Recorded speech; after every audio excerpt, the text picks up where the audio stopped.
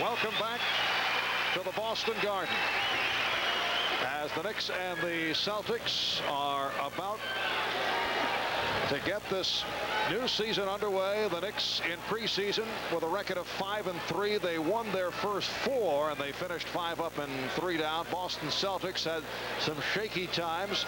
Record of 3-5. They started poorly, losing 5 of the first 6, but then won their last 2 games over San Antonio and the New Jersey Nets.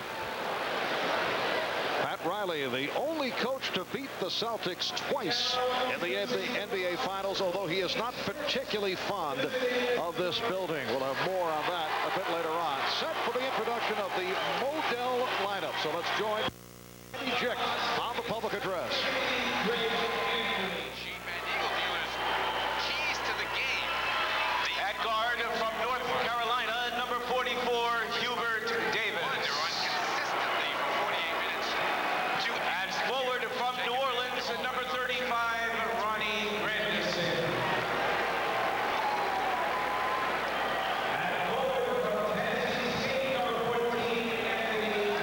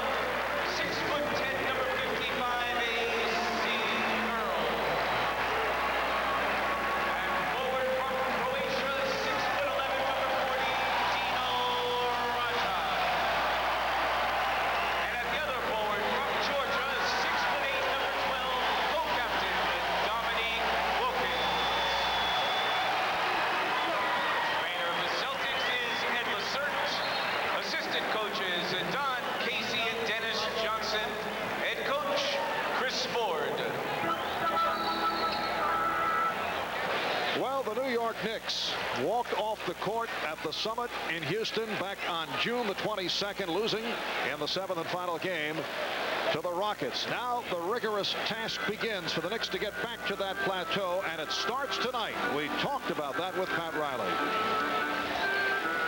There is one more step for us to go to, and in order for us to get there with a core of players who simply really want to win a championship, we're going to have to find the one little last to do, whatever it is, being more unselfish. And I'm not just talking about hitting the open man, I'm talking about being unselfish off the court, you know, making sure that we do things for one another away from basketball. But we're going to have to constantly keep trying to probe and find that one little last to do that's going to allow us to get over the top.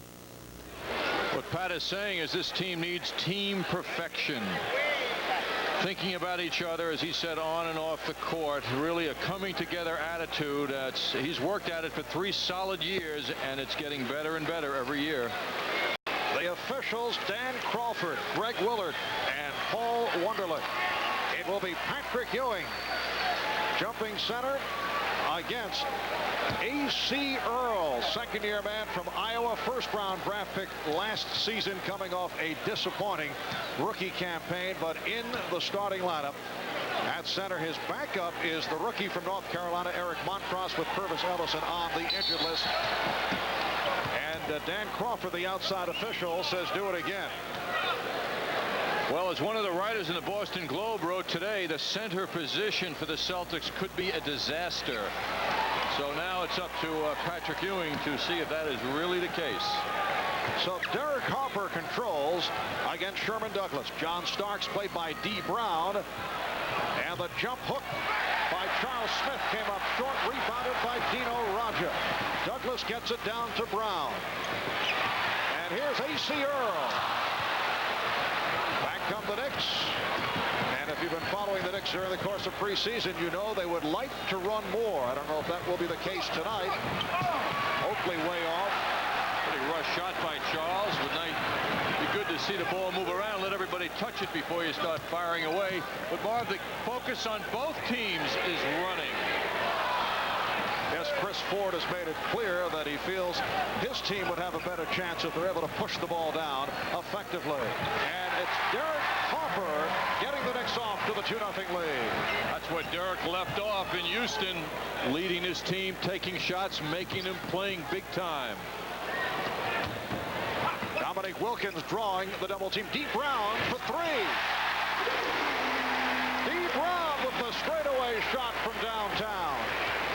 Boston leads by 1. We're just underway at the Boston Garden. Patrick Ewing setting up down low, gives Earl a couple of shots to get his position. He really muscled the second-year player. And Ewing lost the dribble. That's the kind of indication that Patrick is a little off kilter with his timing when he coughs it up like that. Dominique Wilkins. Good box out by Ewing.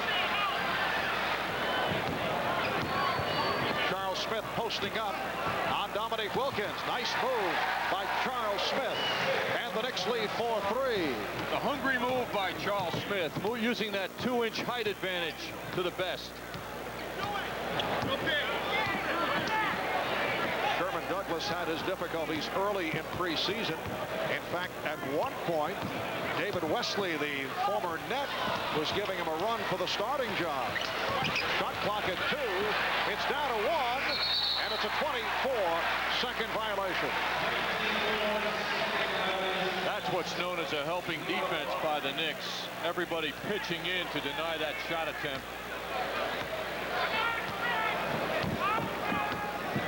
The Knicks 4 and the Celtics 3. Harper going to the left hand, and he draws the foul. Derek trying to draw the 2-shot shooting foul, but the violation occurred before the move to the basket. Sherman Douglas picks up his first. Charles Oakley playing with that dislocated toe. Underneath, a flashing elbow called on Patrick Ewing. Patrick Ewing put the elbows up to help his teammate get through. That was his version of a pick. But the officials are very astute on the case of the big man It isn't just the hand checking out front that's getting the focus. The officials are watching the underneath physical play as well. Wilkins for three. So Dominique Wilkins with his first field goal as a Boston Celtic. Oakley, yes. Charles Oakley has tied the game at 6.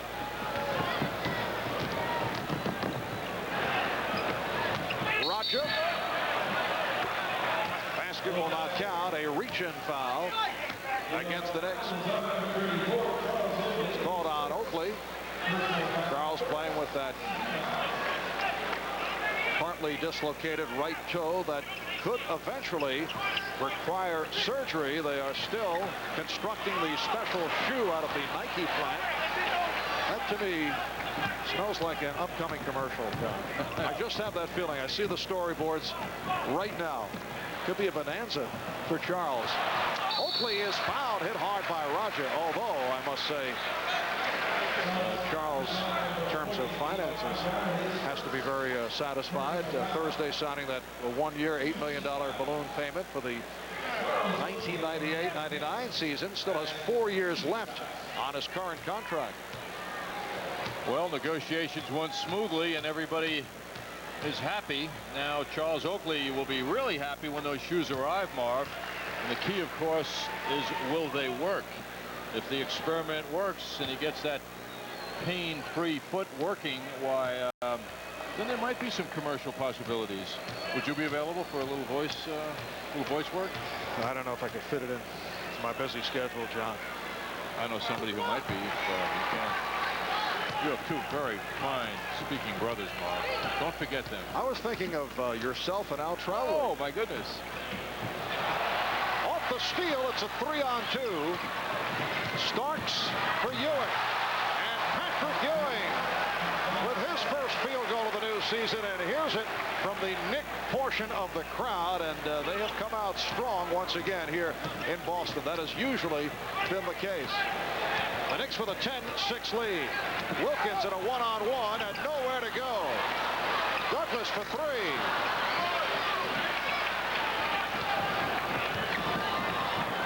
Starks able to push it down. Nice look. Oakley finding Smith. And the Knicks take a 12-6 lead, leading to a timeout called by Celtic coach Chris Ford. 4 minutes gone by in this first quarter. 8-0 run by the Knicks.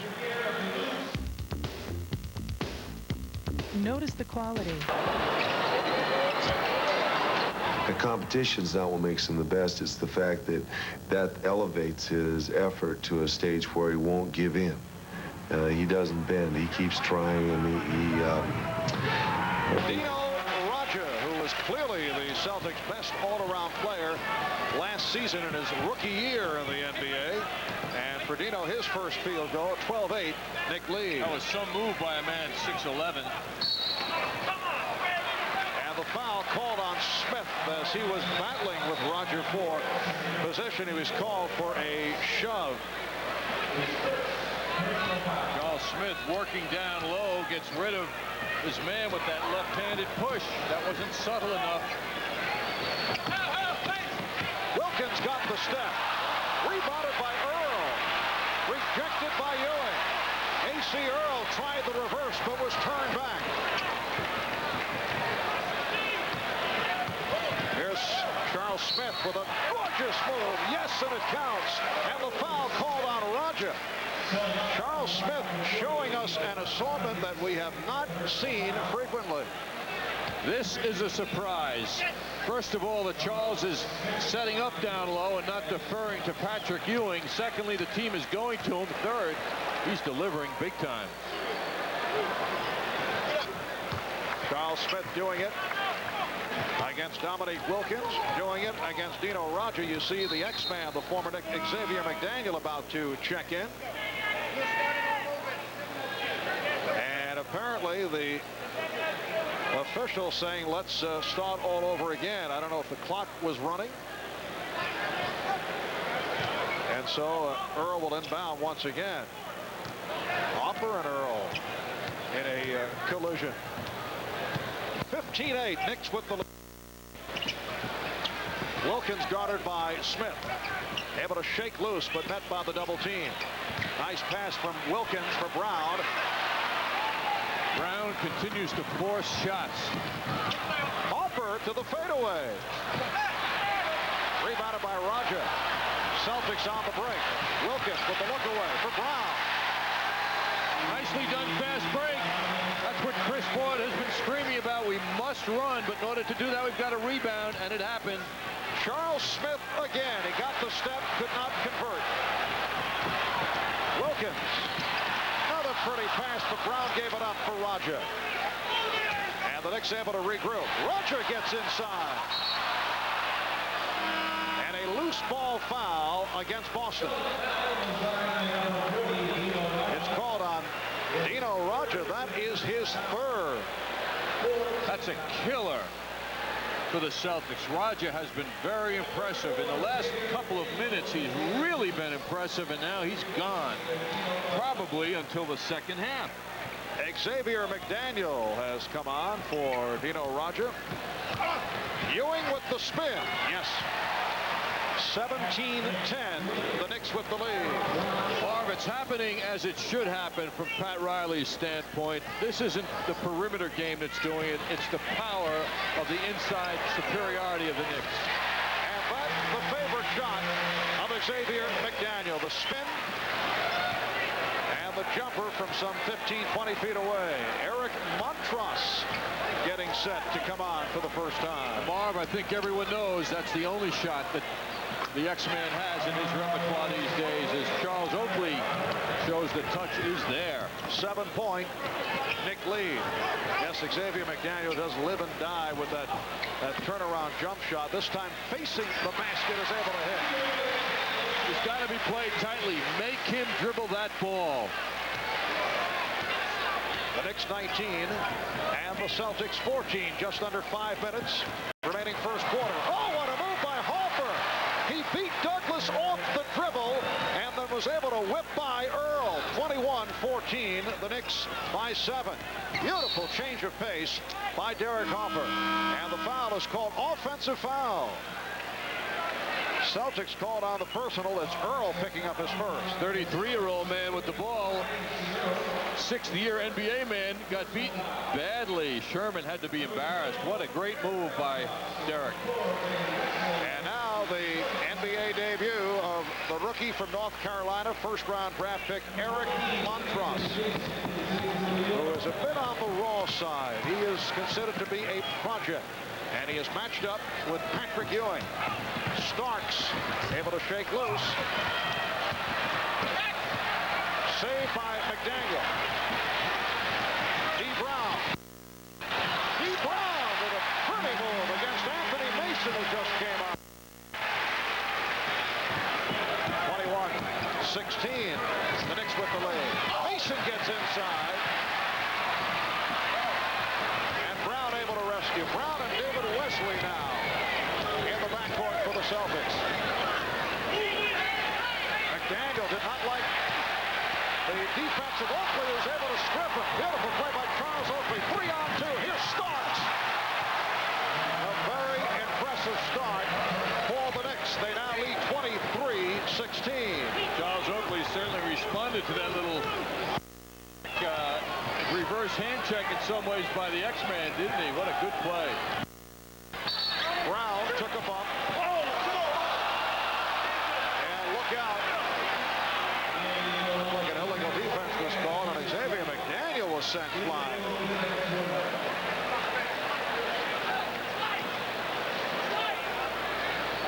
Moments ago, Charles Oakley responded very nicely on defense to the X-Man's aggressiveness. Here's Wesley for 3. Knicks went to the double team, and David Wesley, the second-year NBA player out of Baylor, had some good moments last year as a member of the New Jersey Nets. Was able to put it down, and a foul called on Wilkins. Mark, in my hand, I have the basketball. Ball rolling over to the announced position, and I wanted you to touch it before it went back. John showing very fine hands on a slow-rolling basketball. Actually, we could have been cute, and that ball would have disappeared. Oh, that would have been a real knee slapper, John. So Derek Hopper to the line. 3:19 remaining in this first quarter.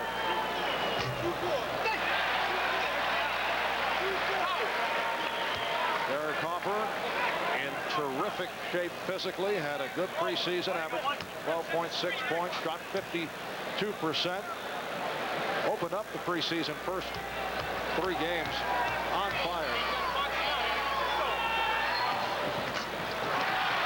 And John, to this point, we have not seen the call for a hand check. You wonder if it's a matter of players adjusting or the officials pulling back. I think the players have adjusted. We haven't seen a hand check yet. Illegal defense called for the second time against the Knicks, so that spells out a technical foul. And D. Brown will shoot the technical. D. and Dominique Wilkins were appointed as co-captains of the Celtics by head coach Chris Ford. Dominique Wilkins spent 11.5 years with Atlanta. Last February sent to the Clippers in the deal involving Danny Manning. Signed as a free agent with the Celtics. Again, the Knicks with the steal, and Starks has a breakaway. Oh, Dominique checked out on that play. He was just running for his man, and Starks ran right by him. Back to the ball. Dominique didn't see it. Knicks lead by 5. Wilkins with a force. Bad shot. And handled by Ewing. Anthony Mason for Charles Oakley. Try to return it. And a foul is called on Boston. Charles got a facial as he went up under the basket. Timeout is called. Back in a moment. It's defense for the Knicks. Derek Harper's active hands turn that ball over. John Starks goes right down the middle, and no one notices. That's a bad play by the Celtics in response. Canon Technology and MCS Service. One is a great reason to buy the other. Foul was committed by Xavier McDaniel, sending Charles Oakley to the line. The Knicks shooting well in this first quarter. They have that 5-point lead with 2.5 remaining. They are 11 of 17 from the field, but struggling at the line. Now 3 for 6 at the free throw line. Boston only 42%, 8 for 19 shooting.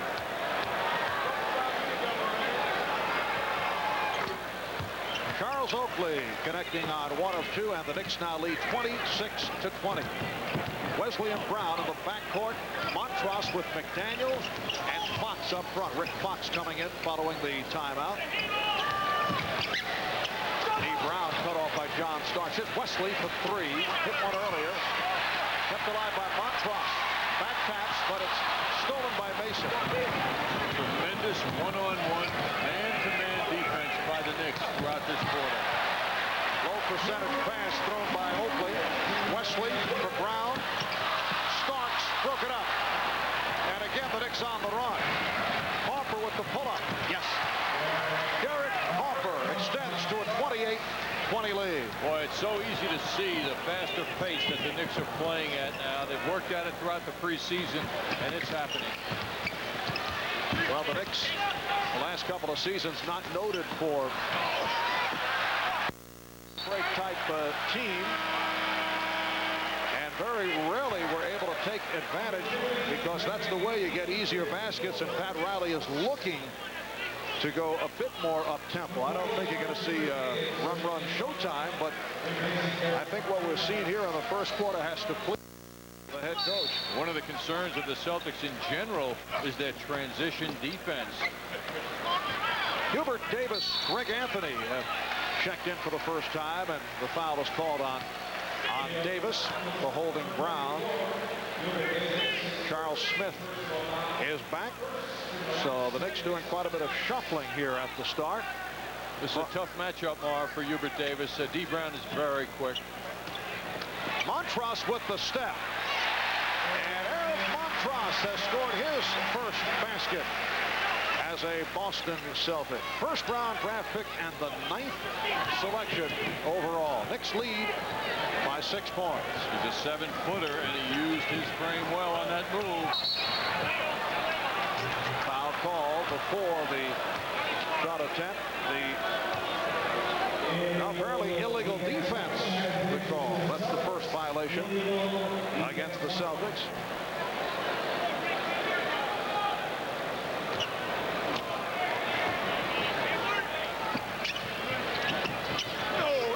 Smith changed his mind. He saw Ewing was open. Heads-up play on the part of Charles Smith and Patrick Ewing, who was able to follow the path of the pass. Wesley.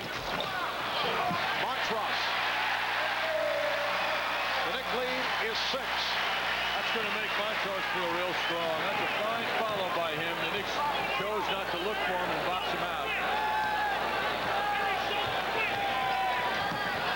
Hubert Davis. Foul by D. Brown. D. Brown claiming it was all basketball, but that nice little pat of the official, Paul Wonderlich. You know what that's indicative of, Marv? D. Brown was honored this summer with a 6-year contract, and most recently was honored along with Dominique Wilkins to be a Celtics co-captain. So he's going to try and show some maturity and leadership, perhaps in his prior career as a regular guy and not a co-captain. He would not have been as graceful on that response. Very impressive list when you check back over the years. Those who have been tapped as captains of the Boston Celtics. D. Brown felt particularly proud because he was very close to Reggie Lewis, a previous captain of the Celtics. This had a bit more meaning to D, who's sharing it, as you mentioned, with Dominique Wilkins. Smith with the block. 3 on 2. And that pass thrown astray, and it slows the break. Bad pass thrown by Anthony. Brown with Smith back. It counts, and the foul. D. Brown did an excellent job protecting the ball, and the foul committed by Charles Smith. Great motion here by the Celtics. Montrose giving it to the right man, and D. Brown, even with Knick defenders in front of him, beats Charles Smith. The man is 6'1". He's a slam dunk winner in 1991. We know how he can jump, and he can fly, and he just did it. D. Brown has made it back from knee surgery. Last year averaged 15.5 points per game. That a career high. Led the Celtics in scoring. 3-point play by D. Brown. 4-point Knick lead. Final seconds. First quarter. Down to 5. Anthony down to 3. Greg Anthony had a force, and he drew the foul. Not a good foul committed by Brown with 1 5/10 seconds remaining in the quarter. Greg Anthony was looking for a teammate. He wanted to pass the ball, but no one presented themselves.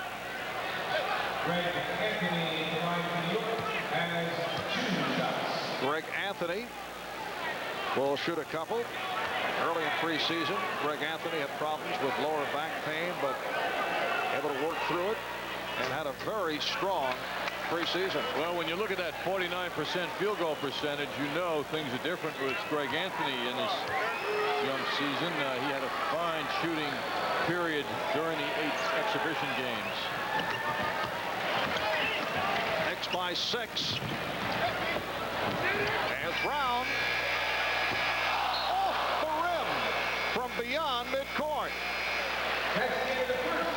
Well, that's the end of the first quarter as this 94-95 NBA season gets underway. With Hubert Davis in the lineup, it's a good time to talk about AT&T long distance shooting. Hubert last year here in March 11th at the Boston Garden put on quite an exhibition of long distance shooting.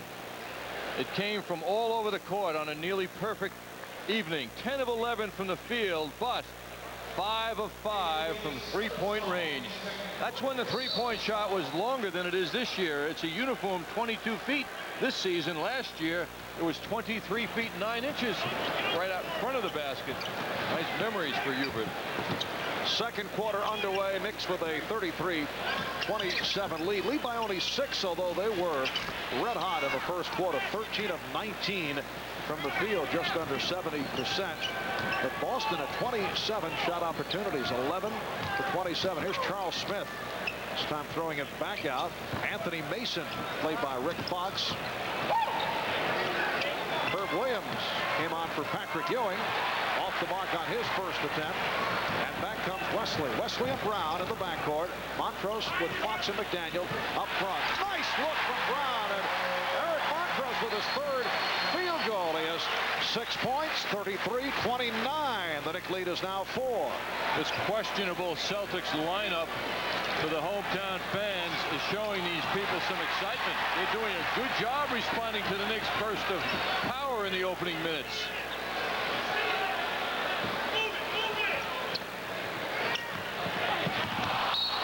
Rick Fox trying to hit the cutting D. Brown. And another new member of the Boston Celtics. One-time Milwaukee Buck, one-time Utah Jazz. Blue Edwards comes on for the first time. Same height as Hubert Davis, but a lot stronger physically. He may try and take Hubert down low. Mason is fouled. Celtics converging on Anthony Mason. It's on Rick Fox. So Anthony Mason to the line. Anthony Mason in excellent shape in contrast to a year ago when he came to camp at a robust 270 pounds and then spent much of preseason nursing a shoulder injury. Here's Sherman Douglas back for David Wesley. Clifton Brown wrote in yesterday's New York Times that Anthony Mason looks like he's ready for a Mr. Olympia contest. Forget about basketball.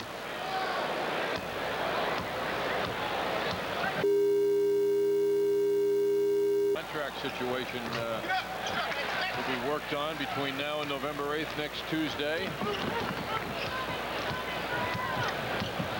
5-point Knick lead. Edwards kept alive by Montross. Fox. Nice pass. McDaniel is fouled. It counts. The basket counts. And McDaniel will go to the line.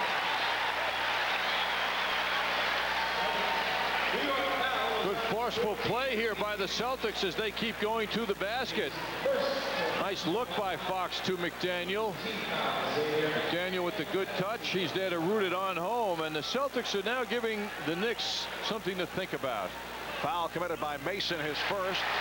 The X-Man with a three-point play. And Boston is within 2. The Knicks have led by as many as 8. We're early second quarter. Nice move. And Mason will head back to the line. See, the Knicks brought Herb Williams and Charles Smith out high above the circle and let Mason set up down low on a one-on-one isolation, and he made something out of that play by drawing the fouls. Knicks have got to improve their foul shooting. That is an area that leaves a lot to be desired. Well, the Knicks are 8 for 13 at the line.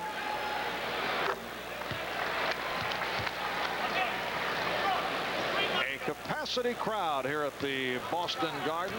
Final regular season opener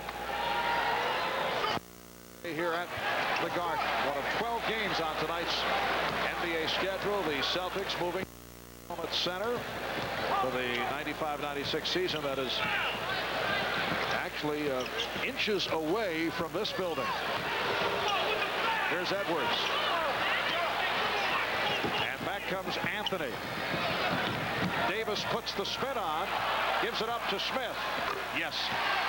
Both coaches going freely to their bench here in the first half. Only Charles Smith for the Knicks and Sherman Douglas for the Celtics started this game. Charles Smith, the high point man, with 9, leading the Knicks. D. Brown. High man for Boston with 11. And a blocking foul is called on Greg Anthony. Dominique Wilkins will check back in, replacing Rick Fox, who did not score. Dominique appeared to be forcing the issue in the early going, trying to make an impression. Here in his home debut, Dominique 1 for 5 from the field. Now has a mismatch against Hubert Davis. He instinctively knew he could shoot over Hubert. The Knicks lead by 3 points. 3 minutes gone by. Second quarter. Marv Albert, John Andres, and Al Troutwig from Boston. Herb Williams foul. Nice setup from Greg Anthony. Check that from Hubert Davis.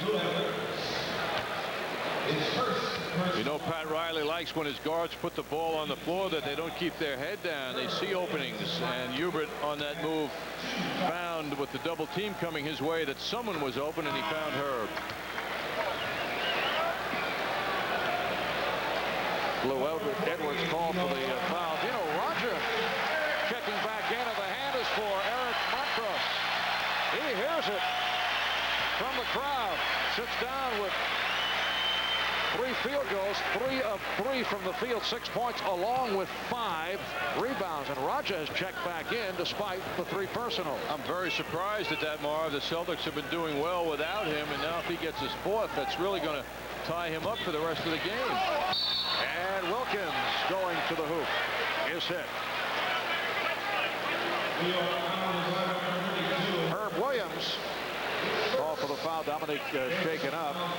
Mentioned earlier that he comes in with a jammed right thumb. He was really shaken up.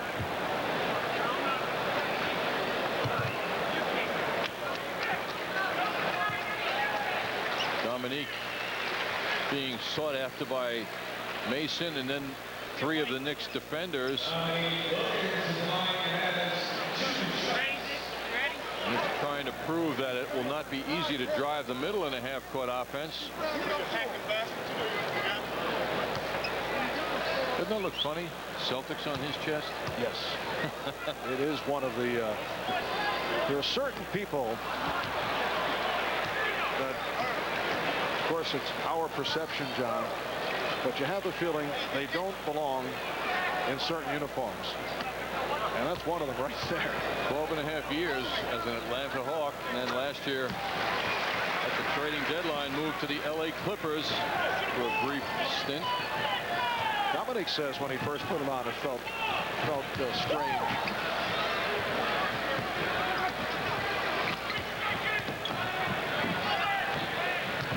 Anthony Mason posting up against Xavier McDaniel, and a foul is called.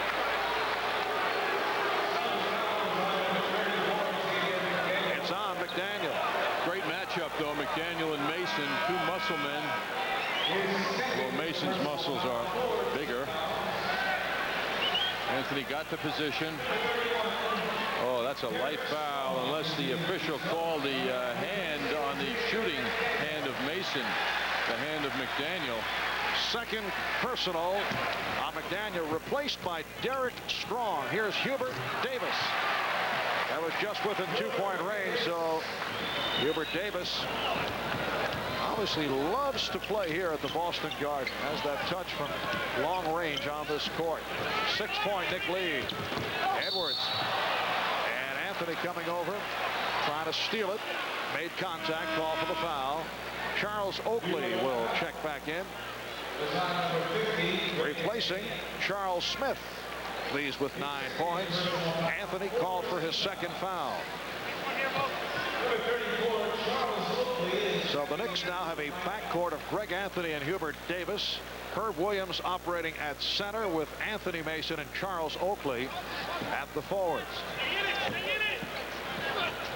Roger, Wilkins, and Strong up front. And on the turnover, the Knicks will get it back.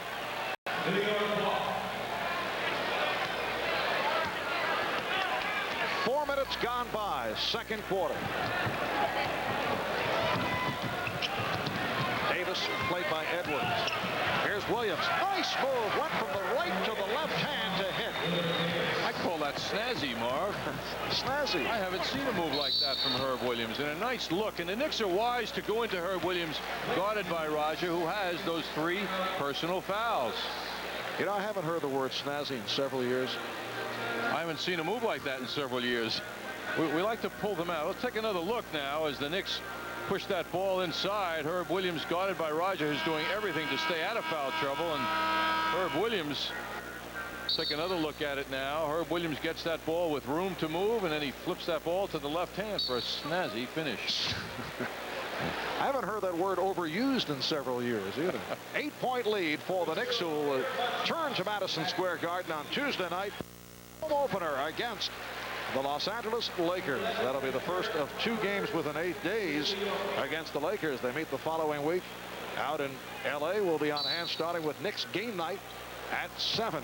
The Knicks and the Lakers Tuesday at Madison Square Garden, and then Thursday the Knicks are home for Orlando. Dominique Wilkins 2 for 7. Celtics are isolating him. That's the best way to use the skills of Dominique. Oakley played by Derek Strong. Here's Davis for 3 and rebounded by Wilkins. Douglas pushing it down. Douglas now guarded by Derek Hoffer, who came on for Greg Anthony. Lou Edwards trying to use that power on Hubert Davis, setting up down low. Derek Strong from the outside. Derek Strong in his 4th year in the NBA out of Xavier of Ohio. He's had a short stint with Washington, a couple of years with Milwaukee. Mason able to get inside. Nice crisp pass by Derek Harper. Knicks lead by 8. Wilkins lost it. Mason tried to save it. And the Celtics will maintain possession, but first they call for time with 6:41 remaining in the first half. The Knicks lead at halftime here tonight. He was a visitor at the Knicks shoot-around earlier today. Greeting Patrick Ewing and Pat Riley, who is not a major fan of the Boston Celtics over the years. That goes back to the bitter rivalry between the Lakers and the Celtics. 6:28 remaining in the first half, and a 45-37 Knick lead. To commemorate the 48 years of Celtic tradition here at the Boston Garden, there will be halftime ceremonies beginning tonight. The theme is called Honor the Tradition, and tonight, as I mentioned, Red will be honored. Other ceremonies will be honoring the likes of Bob Cousy and Bill Russell and JoJo White, Kevin McHale, Bill Walton, Larry Siegfried. So there will be a special ceremony at halftime at each game here this season. Lou Edwards showing the outside touch. That's his first field goal. Patrick Ewing played on a switch by Edwards. And here's Hoffer for 3. Crowd wanted a double dribble called on the Knicks. Knicks lead by 6 points. Edwards all the way. Nobody picked him up. He took that ball the full length of the court, and no one picked him up. The Knicks 45 and the Celtics 41. John Starks getting ready to come back onto the floor. Hoffer and Davis in the backcourt. Davis fires. Yes, that's a 3-pointer for Hubert Davis. And the Knicks lead by 7.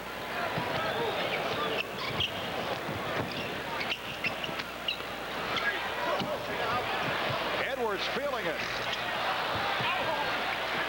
And a new 24 for the Celtics. Eric Montross is fouled.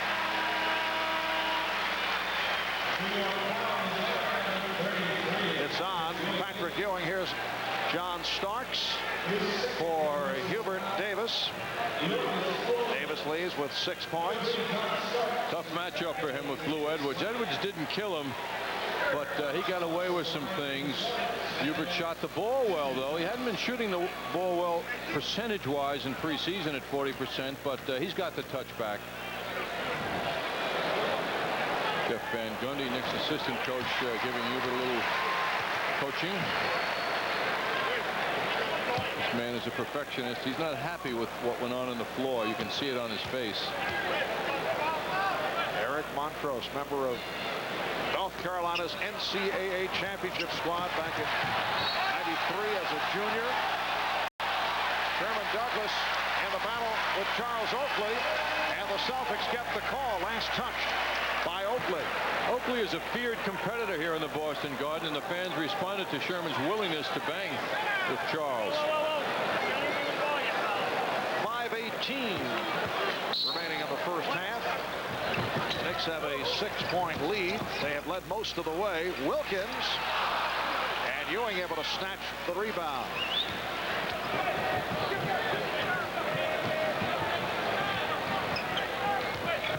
Ewing establishing position. Oakley hit from behind by Strong. Ewing is having the kind of presence that Pat Riley asked for.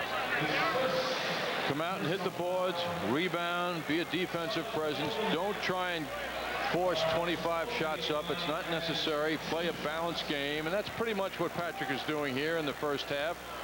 This is his first competition now since June 22nd in Game 7 in Houston. Charles Oakley 3 of 5. Here's D. Brown. Lou Edwards hears it from the crowd as he goes to the bench. You know, the fans here who are so rabid are looking at their new faces and greeting them as they come out now, you know, and so far the reviews have been very good by the fans here in Boston as they've taken a look at the new faces of the Celtics, who tonight present 6 new faces in their lineup. Well, they hope that things can be turned around from last season as Wilkins is fouled by Mason when the Celtics won 32 and lost 50, finished 5th in the Atlantic Division, out of the playoffs, and then ML Carr was given the nod. Dave Gavitt pushed aside. ML, the vice president for basketball operations, and he certainly took that job seriously. 7 new faces added to the roster. There is ML. You know what I found out before the game, though, Marv? The decision to give the long-term contract, 6-year contract to D. Brown was done prior to ML Carr coming here. That was a big decision this franchise made, a big commitment to D. Brown. Knicks lead by 4. Starks. John Starks way off, got a piece of the glass. Oakley rejected. And batted out of bounds by the Celtics. Derek Strong getting lots of playing time here in the second quarter despite a sore hamstring. He is a good rebounder, which has been a problem area for the Celtics. And the foul called on Montross.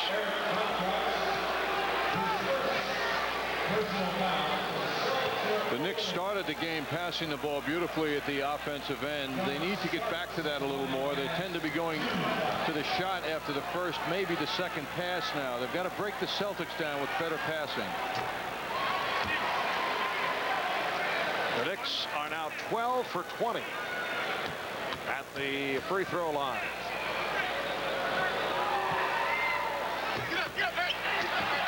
So they continue to have their problems.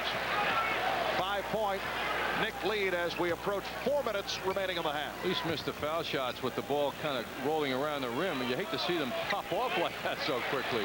This is the offense of the Celtics now with Dominique. Clear it out, let him go one-on-one.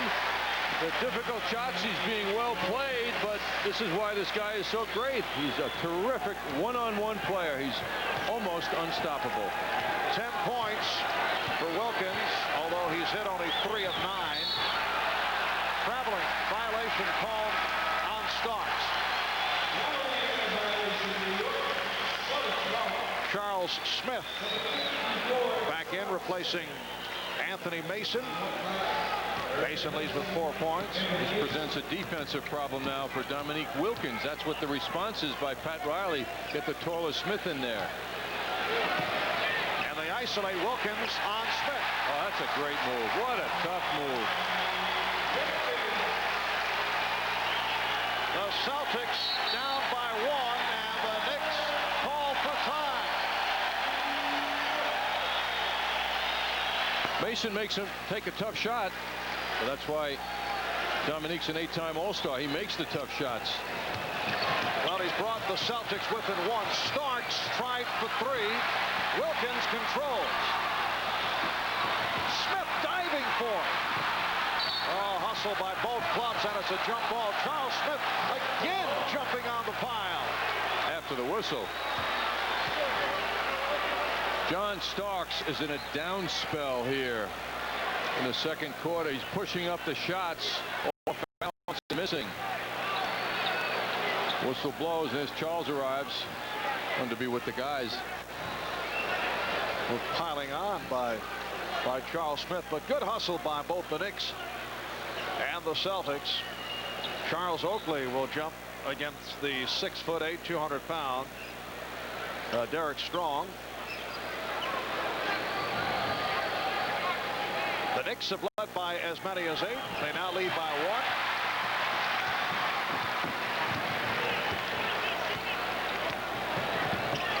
Celtics did lead briefly earlier in the game, led by 2.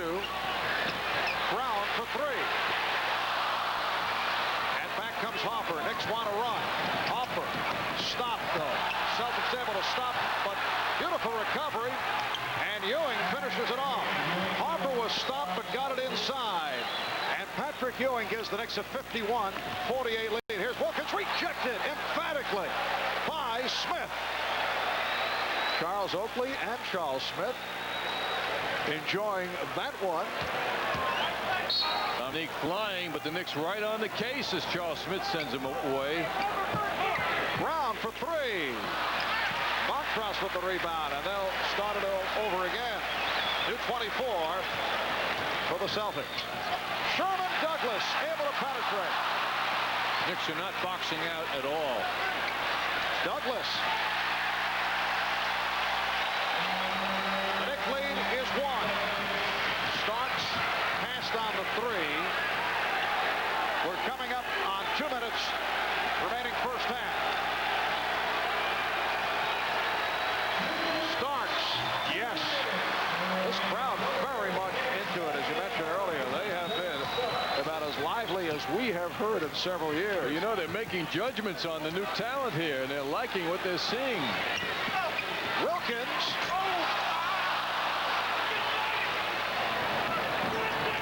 Knicks with the ball and a 3-point lead. Smith from Hopper. Good look by Derek Hopper. Charles Smith has 11. And the Knicks now lead by 5. Fundamental errors by the Celtics big men in not identifying where the ball is. They're looking for their men, but they're losing track of where that basketball is in defensive transition. Chris Ford calling for the timeout. MSG Network presents Oh Baby, the Stanley Cup season of the 1993-94 New York Rangers, brought to you by Modell Sporting Goods. You can get your copy of the only complete video review of the Rangers Stanley Cup season. The number to call, 1-800-910-TEAM. 1-800-910-TEAM. 1:20 to go, first half. Marv Albert with John Andres from the Boston Garden. Dominique Wilkins drew the foul. Knicks lead by 5. Dominique was backing his way and was able to pick up the hacking call against Patrick Ewing. So that is number 3 on Ewing.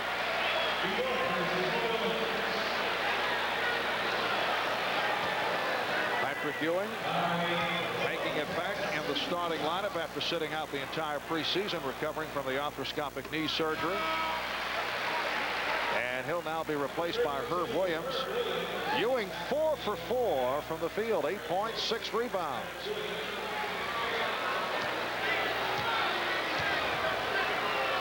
John, you get the idea that Patrick is not sad that Robert Parrish is no longer wearing a Celtic uniform, although Ewing was able to turn things things around the last couple of years against Parrish, but prior to that had huge problems against 0-0. I'm sure there was a great sigh of relief for Patrick when he walked into the Boston Garden, as John Starks now is in his last 2. But Robert hasn't gone away. Yes, he has not. Oh, nice move by McDaniel and the foul, and had some words, but Charles Oakley is called for the block.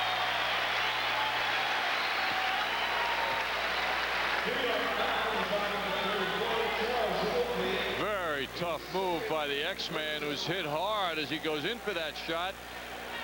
Enjoyed telling Charles Oakley something. A lot of good-natured ribbing that goes on between the one-time Nick, Xavier McDaniel, along with Charles Oakley and Anthony Mason and Patrick Ewing, but sometimes it does go a little bit further, and we have seen that the last couple of years when the Knicks have played the Celtics. Usually begins with a smile and a sarcastic remark, but they have gone over the edge. I think it's so frequent as we see Derek Carter embarrass this defense. I think it's so frequent, Marv, that they don't even hear each other now. Knicks 59, Celtics 55. Half minute to go in the first half.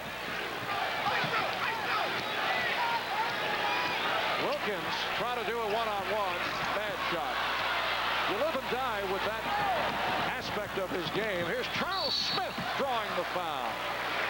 Charles running the court, and he will go to the line. That's a rare move by Charles Smith. He came all the way from half court or thereabouts, kept the ball, did a good job using his height superiority. He's got a couple of inches on Dominique Wilkins and protected the ball well with his right shoulder as he went in the left side. Charles Smith 1 for 1 from the line. I recall opening night last season when Xavier McDaniel got involved. Patrick Ewing on the spin. The chest bump, and actually it hurt Patrick Ewing. You can see he's trying to shake it off, and that was not a pleasant exchange. Even though Ewing was hurt by McDaniel, there was no anger in his response. It was kind of like, hey, what'd you do that for? Final seconds of the first half. McDaniel. Look out. D. Brown goes flying into the crowd, looking to avoid spectators in the front row, and fortunate that he did not get hurt, and apparently no one else got hurt. So halftime here in Boston. Good shooting first half for the Knicks. They were 23 of 35 from the field, and they lead the Celtics 60 to 55. We'll be back right after halftime, and the Knicks lead the Boston Celtics by the score of 60 to 55. Patrick Ewing returns for the New York Knicks and scores his first deuce of the season with a powerful dunk. Dominique Wilkins finally heats up, but the Knicks want to work on their defense. We'll have more live from halftime here at Boston Garden, but first, let's go back to New York and the MSG Sports Desk.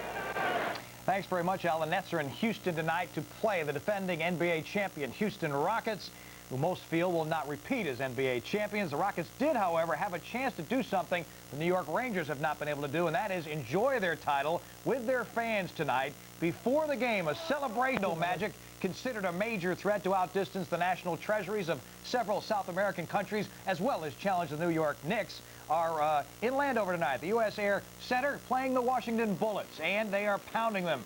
Shaquille O'Neal and company got a good jump early. Nick Anderson, good offensive work here. A dunk. He had 13 in the first half. Scott Skiles rejected by his former teammate. Shaquille out 20 feet from the basket there. Later on, Tom Gugliotta ahead of the field. Grabs the alley-oop and slams it from Rex Chapman. Kevin Duckworth had 10 in the first half for Washington, but Shaq easily had enough answers for that. It's 61-47 as they play at the end of the first half. Well, if you weren't with us for the Knicks game night tonight, Peter Vesey was with us, and he reported in today's editions of the New York Post that James Worthy, the last link to the great 80s Lakers teams, will retire as early as Monday. The team owed him about $12 million in the final 2 years of his contract. He has accepted a $5 million buyout. Glenn Robinson, the big dog who's about to eat the city of Milwaukee at a rate of $6.6 million, is not in the lineup tonight as the Bucks open their season in Philadelphia. Sean Bradley, however, is at center for the Sixers. We'll be back with more after this. This man plays for the Tampa Bay Buccaneers. His name is Hardy Nickerson, but he often goes by the name the Dragon. Oh, no, drag on. He's very dangerous and often angry. Act casual.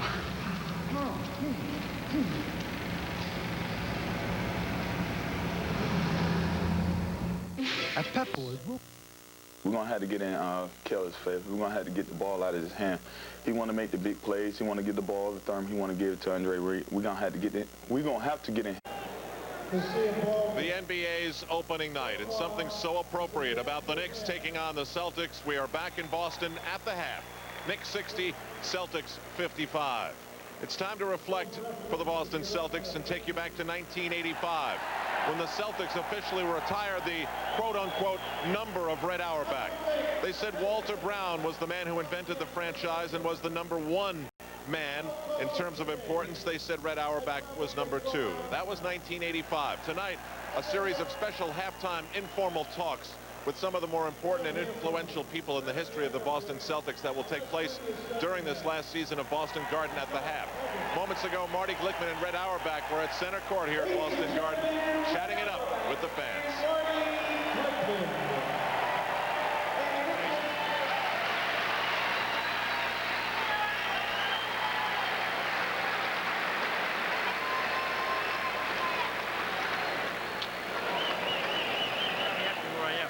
okay, Nick.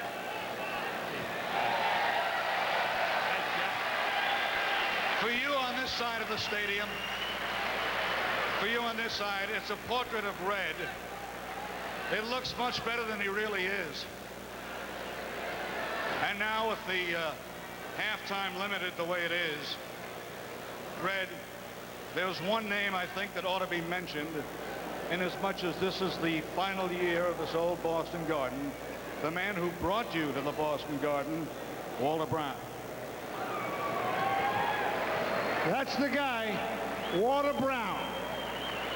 Those of you old-timers that remember. A couple of Brooklyn guys who did pretty good with their careers, Marty Glickman and Red Auerbach, now at the age of 77, still the president of the Celtics of Boston. And he asked the fans here at the Garden to support their team and to be patient. They trail the Knicks by 5 at the half. You know, Dave, the preseason expo at Nobody Beats the Wiz is all about the hottest new items in home entertainment. Yeah, Phil. It's kind of like out with the old and in with the new. Yeah, I do know. Save me! Save me! Save me! I'm being held here at Franklin Square Ford, and you can save me and dozens of other Benjamin Franklins when you buy any new Ford, a new conversion van, or a quality pre-owned car at Franklin Square Ford. Don't let them keep me here another minute when you can put me in your pocket and have a new Ford in your driveway, too. Franklin Square Ford, 690 Hempstead Turnpike, Franklin Square. Hockey strike looms, but the news isn't all bad for cable TV sports fans. During this summer's baseball strike, Cablevision refunded more than $1 million to MSG and Sports Channel customers, and if a hockey strike results in rebates, we'll pass those savings along too. If you signed up for MSG or Sports Channel on or after March 15th and you cancel your service, you may get your installation fee back.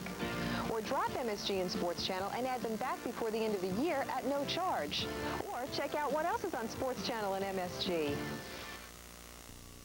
The more you learn about George Pataki's friends, the more you wonder.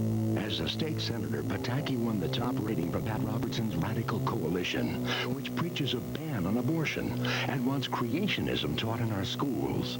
And now the National Rifle Association's endorsed Pataki, who's opposed tougher gun laws like the ban on assault weapons. The NRA, Pat Robertson and the radical right. If George Pataki's their man, can he really be ours? Steve Kretz for District Court Judge. Experience when it matters most. Steve Kretz, husband, family. The Celtics staying with the Knicks through the first half, but you never really felt the Knicks' control of the game was threatened, or at least I didn't. 60-55. And now the leading scorer summary brought to you by Eagle. Test drive an Eagle at your Tri-State Jeep and Eagle dealer, or call 1-800-2-TEST-EAGLE. Charles Smith, in one of the best halves of basketball he has played as a member of the Knicks, leads them with 12 points, shooting 5 of 8 from the floor and grabbing 4 rebounds. Starks with 9, Ewing with 8 as he makes an emphatic return, grabbing 6 rebounds as well. Harper with 8, Oakley with 7, 4 rebounds to go with that. As for the Boston Celtics, they're led by Dominique Wilkins, but a little frightening in terms of shooting percentage. 4 of 13, 11 for D. Brown. Xavier McDaniel off the bench with 10. Eric Montross enjoying a fine rookie Boston Garden debut in the first half. 7 points. And now, having sampled the pizza, Marv Albin and John Andres are ready to bring you the second half from here in Boston. Actually, to be accurate, I always like to test the pretzels at every arena. John had the pizza. A look at the field goal percentages. The Knicks 23 of 35, on fire in the first half, while Boston at 21 for 50 from the field. Hot shooting for the Knicks, yet they lead by only 5, and that's one of the reasons right there at the foul line. Well, there's a plus 10-point potential for the Knicks if they shot their foul shots perfectly, which is unlikely, but it would have helped to shoot better. Rebounds, this is the big story, Marv. The Celtics out-rebounding the Knicks. This is a statistic that Pat Riley probably went wild on in the locker room. And Boston is not a good rebounding team. That's one of their many problems a year ago. They were out-rebounded by almost 7 a game during the course of preseason. Dominique Wilkins had a 4 for 13 half, 14 points in all as you check out the Toyota matchup, and a solid first half for Charles Smith. As Charles did a fine job. The high-scoring Dominique Wilkins is right on his career average, though he got it done too, even though he didn't shoot the ball that well. Third quarter is underway. D. Brown, Sherman Douglas in the backcourt. Dino Raja up front with A.C. Earl and Dominique Wilkins. Pretty move by Raja. Not fast, not explosive, but beautifully executed. He sized up Ewing and then went with what Ewing gave him. He gave him some room. Roger with the early foul trouble. He's playing with 3. Charles Smith gets inside. And the Knicks now lead 62-57. You know, Marv, I have to credit Charles Smith's stepfather outside. He let me go ahead of him on the line to get through a pretzel before, so I'd like to give him a thank you. All right, he's enjoying the game here. Yes, Charles with 14 points. Raja again. And Ewing rebounds. Hopper and Starks in the backcourt. Ewing, Smith, and Oakley up front. And Smith able to take advantage of Wilkins trying to front him. Earl with the block. A.C. Earl with the rejection. He only played 7 minutes in the first half. Sherman Douglas. So Boston is within 3. The Knicks led by as many as 8 in the first half and led most of the way.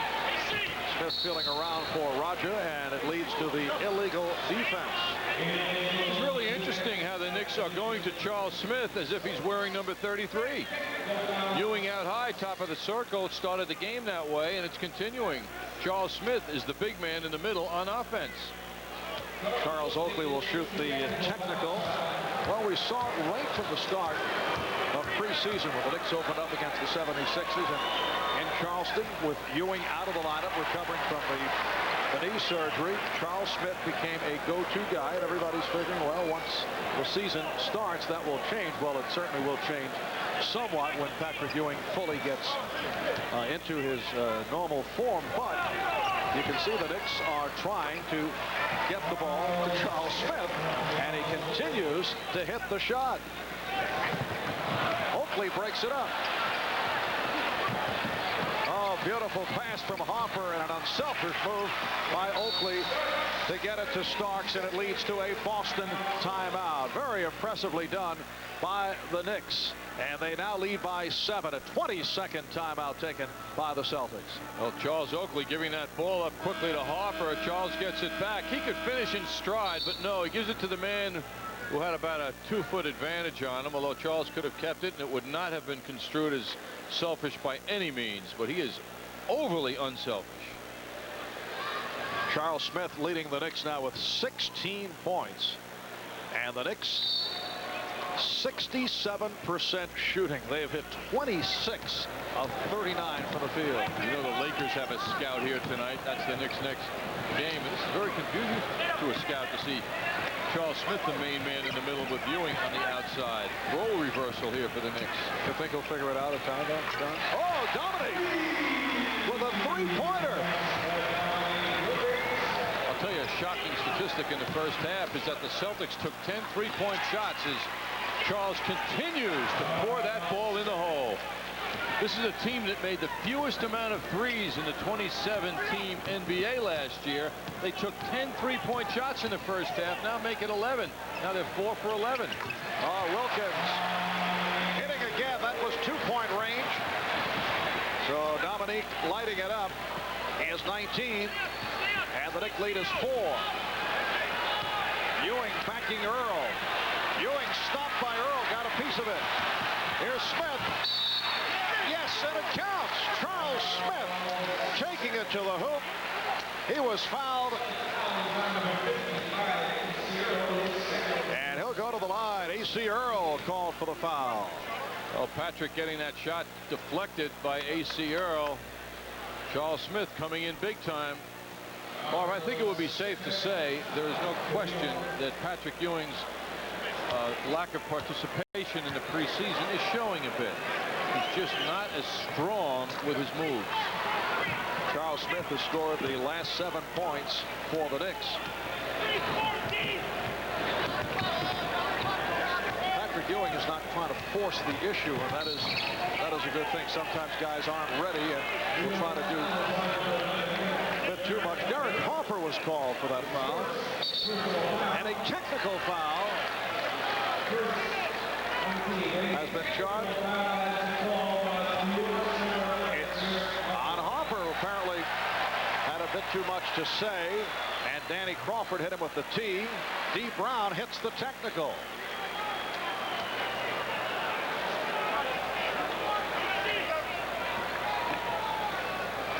Celtics are 11 of 13 from the line in the game.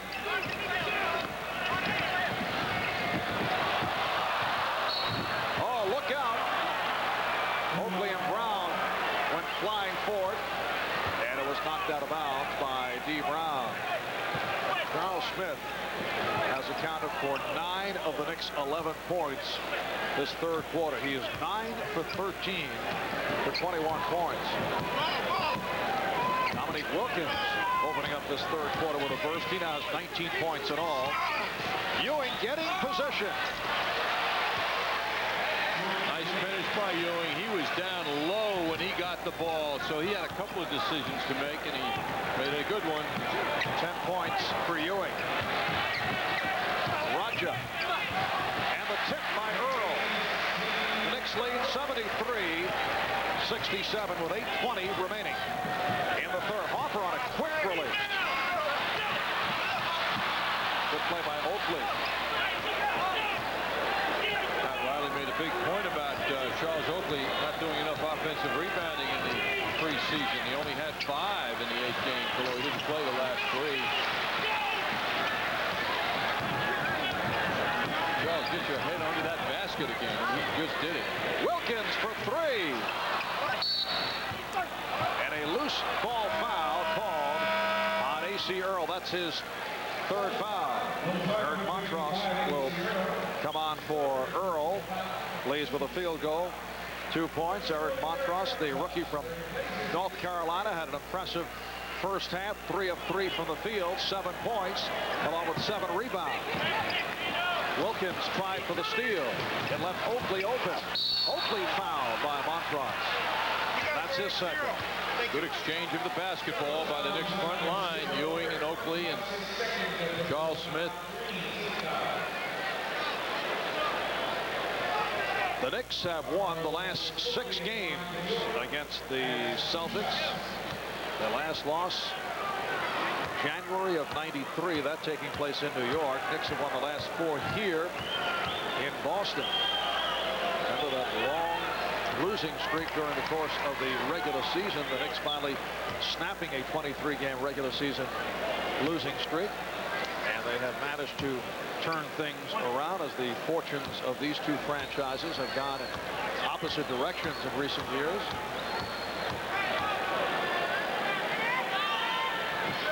Still yet to see a game here in the Boston Garden that the Knicks won that it was easy. There's no games are really easy, but always a struggle here. Raja forced it. Bad shot. Hopper with a change of pace, and it drew the foul. Beautiful move once again by Derek Hopper. And he was hacked by Douglas.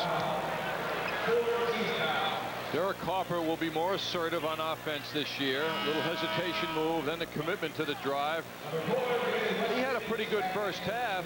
8 points on 4 out of 6 from the field and 7 assists.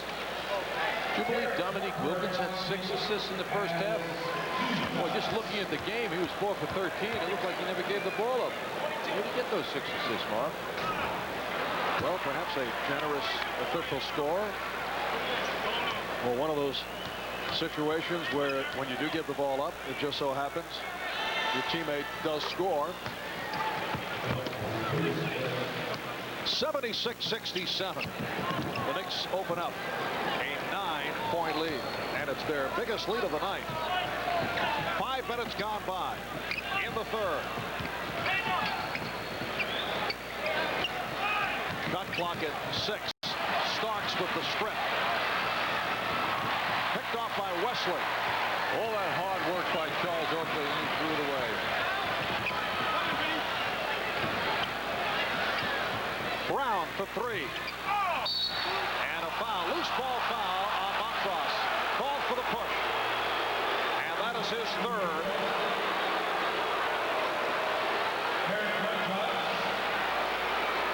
Boston over the limit with that foul.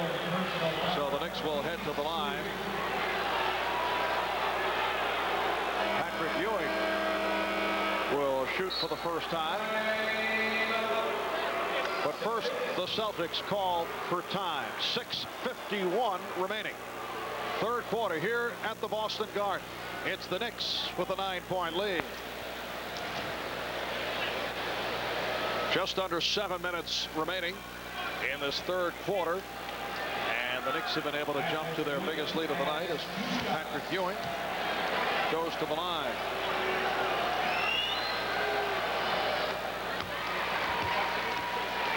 Points for Ewing, along with 7 rebounds.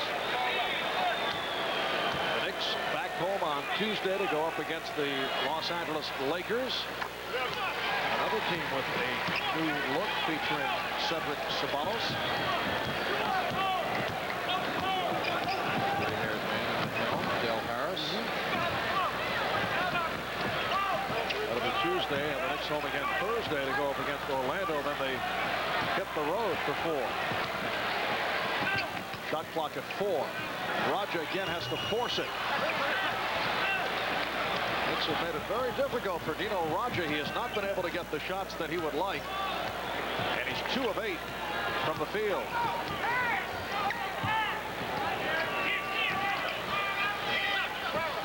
Good ball movement by the Knicks. They're not advancing it, but they're loosening up the defense with this ball movement. Hopper. That's what you get. They got a terrific shot by that ball movement. And the Knicks get a break as it was kicked out by Raja. And they're presented with a new 24. That's an example of breaking the defense down till you get a good shot. Starks lost it. Good play by Brown. He has Wesley with him. Goes to the trailer. Wilkins. Dominic came up short. Knicks on a 3-on-1. Hopper for Ewing. Whoa! Patrick Ewing able to stuff it. And running game has been very effective.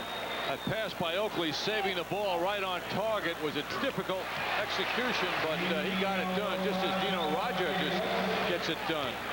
80-69. Knicks lead by 11.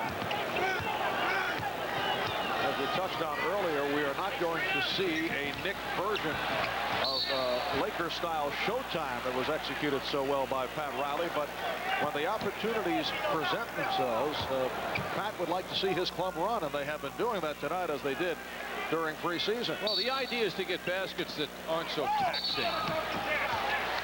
As one refers to easy baskets, although nothing is easy on in this action, but baskets that get the other team off balance, get them resting when they're not hustling their best, taking advantage of every situation to get 2 points. That's what running can do. It also makes the game fun and loosens people up. Offensive foul on Starks, giving the ball back to the Celtics. Loose ball foul right here against Boston. Looked like Montross on a pushing foul. At the call as he picks up his 4th. Looks like Montross picked up a shot to the left eye. He's got a little Band-Aid on that eyebrow. Got a fierce look, I must say. 7 feet, 275 pounds. Very big and strong. The question, is he mobile enough? One of the coaching staff on the Celtics was telling me the description they use for him is he's mechanical in his movements. Assistant coach Don Casey and Dennis Johnson working along with the head coach Chris Ford in his 5th year as head man of the Celtics. 13-point Knick lead with 5 minutes to go in the 3rd. Rick Fox back on the floor up front with Montross and Radja. Radja, you know, a play like that I think is indicative of a lot of talent. 6'11", how he moved. Oakley could not convert. Brown puts the move on. And Ewing could not hold on. If Ewing could spank himself, he would have done it, Marv. He's in total control now as Brown misses the layup. Patrick's got that ball, and he doesn't want it.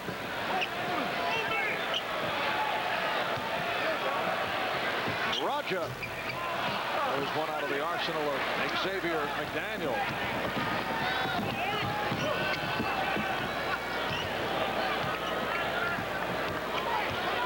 Starks played by Brown.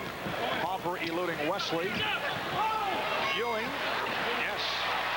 Patrick Ewing has hit 7 of 8. He has 16 points. Not bad for a guy who did not play a preseason game and has not forced the issue. His patience is noteworthy, and that jump shot took quite a while. He was right on target. Brown on the follow. The Knicks' failure tonight, though, Marv, is their lack of boxing out. They're not paying attention to the Celtics crashing the boards when a shot goes up by another Celtic. Knicks have an 11-point lead. Hopper, I think he was surprised that he was able to get down that deep. And then, very, as you would say, lovely flip off glass. He sensed that people weren't paying attention to him. The big men weren't moving. Oh, Starks able to hustle it down, showing his quickness and then putting it down. Beating Radja down the floor for a brilliant end-to-end play. John Starks quiets the crowd. You take it. No, you take it. You take it. No, you take it. Lightning quick pass of NBA Live 95 EA Sports. Steve Kretz for District Court Judge. Experience. Well, it's the 6'11" Radja didn't stop him, and that was a slam dunk. And as you said, Marv, it is quiet here. The Knicks on a 15-6 run, and they've continued the superb shooting. 10 of 17 from the field here in the 3rd quarter. Coming up on 3 minutes remaining in the 3rd. Radja trying to use the pick but could not. Played well by Smith. Shot clock at 5. Wesley for Edwards, who just came on. It was tipped short by Smith. Wesley just to beat the 24 to keep it alive. Here's Fox. And back come the Knicks. Charles Smith left alone. That's what pushing the ball does. Before that defense can get itself together, the ball was down their throat. The Knicks 90. The Celtics 73. The Knicks blowing it open here in the third.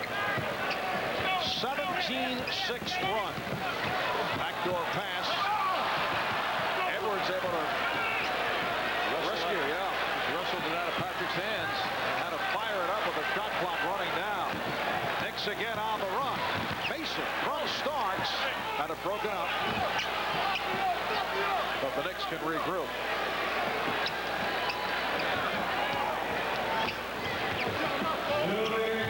Starks for 3. And Montross with the box out.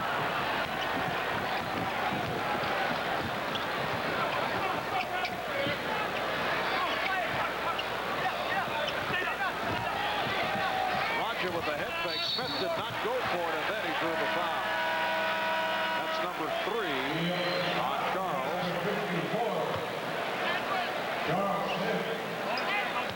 Hubert Davis checking back in, replacing John Starks. Starks with 15 had the play of the game just a moment ago off the steal, and then the stuff. Here's Nino Raja. Shoot a couple. Nino, a member of the 1988 Yugoslavia Olympic silver medalist team, and the 1992 silver medalist team for Croatia. And Greg Anthony comes on for Derek Harper. 5 of 9 for Harper. 11 points, along with 8 assists.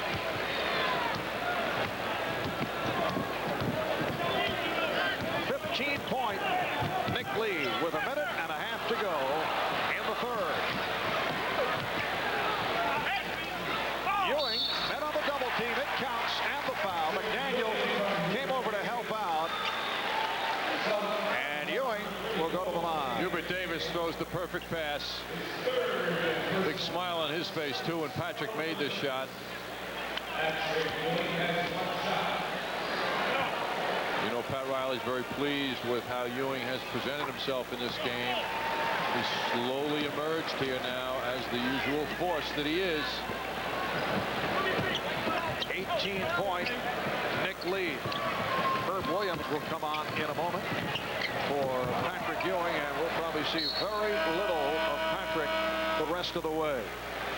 Departing with 7 of 8 from the field, 3 of 3 from the line, 17 points, along with 10 rebounds. So the Knicks now have Anthony and Davis in the backcourt with Mason, Williams, and Smith on the front line. Hubert Davis. He has had the hot hand. 8 points now for Hubert, and a 20-point Nick Lee.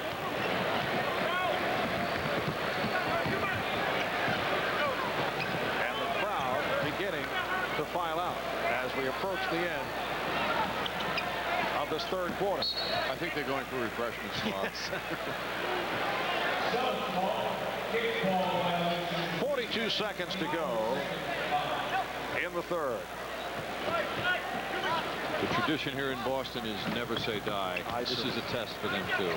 Rick Fox and Charles Smith with a 6th rebound.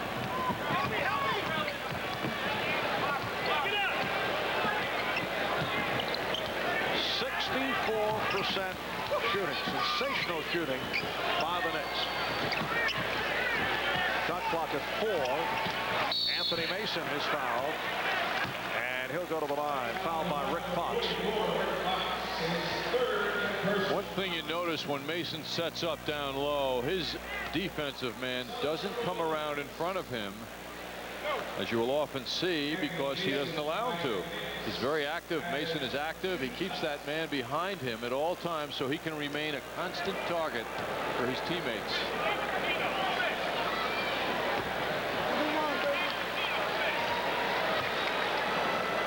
Dominique Wilkins getting a long rest here in this third quarter. Came out with a burst at the start of the third. Dominique was very sad. Well, unfortunately for the Celtics, this could be an indication of things to come. Red Auerbach on it at halftime, asking the crowd, Edwards not able to hit, but he's fouled, for patience with this team, indicating that it will take a while. That same feeling was in evidence with the Boston Herald today in one of their headline stories. This is a tough town, too. I mean, they can be very hard on their athletes, no matter what the sport. And the headline was, patience, please. It's going to take a while. So the press here is trying to sell the public and the sports-thirsty Boston public for patience, because it's going to take a while. And the town is very happy to see some action, though. Well, this has been such an enormously successful franchise over the years. Look at Purvis Ellison, who's on the injured list, recovering from surgery on both knees. And there are different philosophies as to how you rebuild a franchise. As Davis comes up short at the buzzer, do you rip it apart completely, go to the lottery, and suffer the consequences, or do you go halfway and maybe win 30, 35 games? And obviously the Celtics decided to go halfway. Hawks going down to a 7th and final game. The Celtics end up winning it 118-116 in a terrific duel between these two men, Larry Bird and Dominique Wilkins. And the Celtics go on to win the series from the Mike Fratello coach Atlanta Hawks. Suggesting that coaching was the difference? Not actually, you know how difficult it is for me to say this. He did a tremendous job that season. That was a club that could have gone to the finals. They came close to overachieving and knocking off a very fine Boston Celtics squad. I mentioned the duel back in May 22nd of '88. Dominique had 47 points on 19 of 33. Look at that, 16 of the fourth quarter. Bird had 20 of his, what, 34 points in the fourth. Here's Blue Edwards as this fourth quarter gets underway, and the Knicks now lead 96-79. The Knicks outscored the Celtics 36-22 in the third quarter. Nice pass again. Davis for Williams. And the Knicks now lead 98-79. As usual, the Knicks defense is taking over here in the second half along with their offense, but the Knicks defense really sets the tone for their success. And Xavier McDaniel, after that basket, fouled by Smith, trying to fire up his team. They now trail by 17. Too late, X. It would appear that way, although lots of time, only a minute gone by in the fourth quarter. McDaniel is up front with Raja and Fox. Edwards and Wesley at the guards. The Knicks have a backcourt of Anthony and Davis. Up front, Williams with Oakley and Mason. Nice move again by Herb Williams. Stopped by Dino Raja. Recovered by Charles Oakley. Here's Hubert Davis. That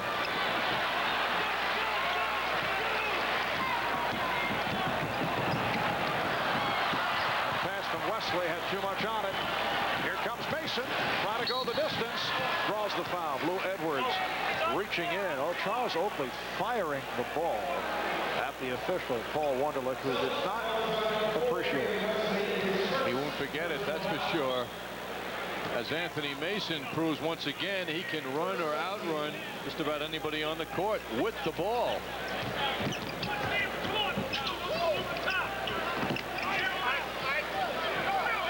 Mason one-on-one against McDaniel. Wesley helping out. Anthony for three. Rick Anthony hits the three-pointer. That's his first field goal. He has 5 points in all, and the Knicks lead by 20. Raja. Raja has 12. The Knicks 101. The Celtics 83.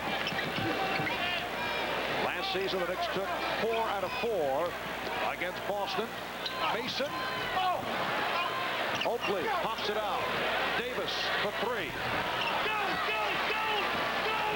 Charles Oakley has certainly established himself once again as an offensive rebounding force. The play by Davis coming over to help. Fox tries the 3. And as you mentioned earlier, the Boston Celtics looking for 3-point shots. Well, I can recall Chris Ford being a very anti-3-point attempt coach, and they'd come out firing tonight. Well, I don't think he thought he had the weapons. Greg Anthony again. I seem to remember Larry Bird, Marv. There was little disagreements there on that subject, and of course Bird, one of the best. Bird's final years here, he felt that the Celtics should be shooting more threes. I don't think Chris Ford had an argument about Bird attempting the 3-pointers. Davis called for the foul. Dominique Wilkins back in. And ironically, Chris Ford, in his playing days, was one who looked for the 3. In fact, Chris Ford is down in the books as the first NBA player to hit a 3-pointer. Lou Edwards, and the Celtics shooting well here in the 4th quarter. It is down to a 15-point Knick lead, and they've taken a 20-second timeout with 8:49 remaining in this 4th quarter.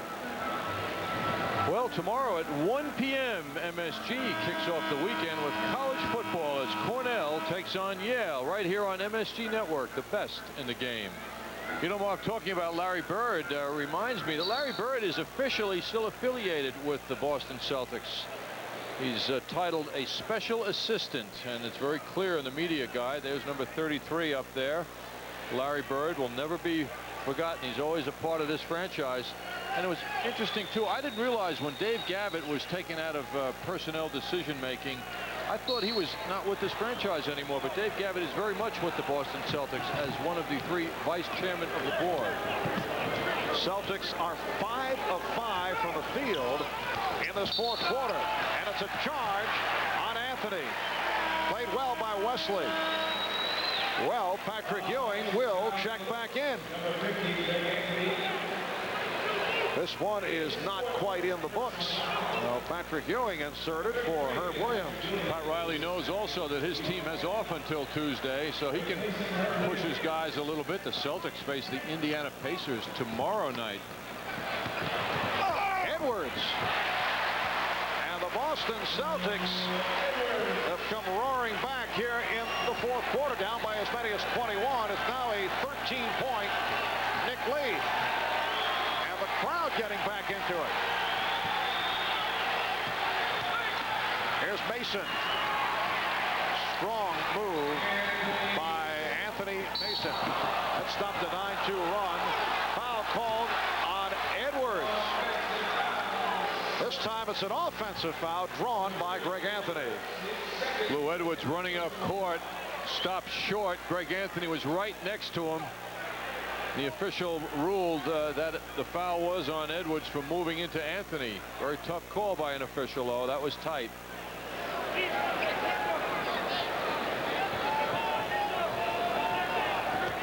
Just under 8 minutes remaining in the 4th. Marv Albert, John Andres, Al Troutman from the Boston Garden. The Knick lead is now 15.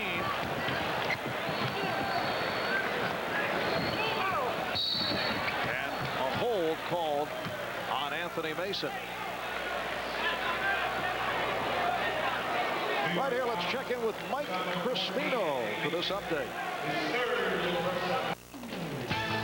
Marv, while the Knicks are raining jumpers down on the Celtics, a different kind of rain at the Alamo Dome in San Antonio. They had fireworks before the game. It set off a sprinkler system. Unsuspecting spectators showered by this water cannon, delaying the start of the game. Indoor rain in San Antonio. John, I've always felt the MSG Sports Desk captures it all. Every phase of the game. That's one they can't blame on Dennis Rodman. Yes. Wesley hits a 3. And it's down to a 12-point Knick lead.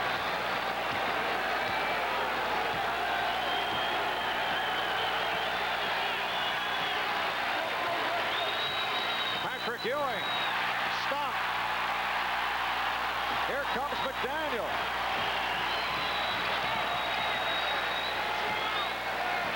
A 12-4 run by the Celtics. Well, Dan Crawford now calling it tightly. Anthony Mason called for the hand check. Pat Riley does not like it. Timeout is taken. 6:56 remaining in the fourth. And the Knicks lead, once 21, is now 12. The Orlando Magic roll in, and it's the road for the Knicks next Saturday night at San Antonio. All games preceded by Knicks game night. Well, you were right, Marv. The X-Man brought some life to his team when they were down close to 20 points, and it appeared that the Celtics were out of it, but in the grand tradition of this franchise, they have not died. They have come roaring back. Dominique Wilkins now 6 of 7 from the line. 20 points in his Boston Celtic debut. The Celtics have come from way back by hitting 7 of 7 from the field in this fourth quarter. And they have a 14-4 run. And the crowd has come back. The Knicks lead is down to 10. They led by as many as 21. Ewing on a fadeaway. Patrick Ewing with 21 points. The Knicks 107. And the Celtics 95 with 6:35 to go in the fourth. McDaniel feeling around for Oakland. X-Man with his favorite move. Ewing couldn't hold on. And last touch by Starks. So the Celtics maintain possession. Good effort here by both teams going for that ball. It's tough to see, huh? That one. Looked like they both made contact, and a foul is called. Block charge to Starks. That is his second. Something that may be confusing to fans about the hand-checking rule. Below the foul line, or foul line extended, the defensive man can put his hand on the offensive man and not have it be called hand-checking. And John, with the Knicks over the foul limit. Celtics to the line. Blue Edwards. He can, however, put two hands on the offensive man. Edwards now 2 of 3 from the line. Come off the bench to hit for 13 points. 107-96. The Knicks on top. But it appeared we were headed for extensive garbage time. Ewing not able to convert, but gets it back. Pretty feed. Mason was fouled by Edwards. What a nice pass from Patrick Ewing. Nice pass from Charles Oakley. Ewing on the good response. Just a fine pass to Anthony Mason.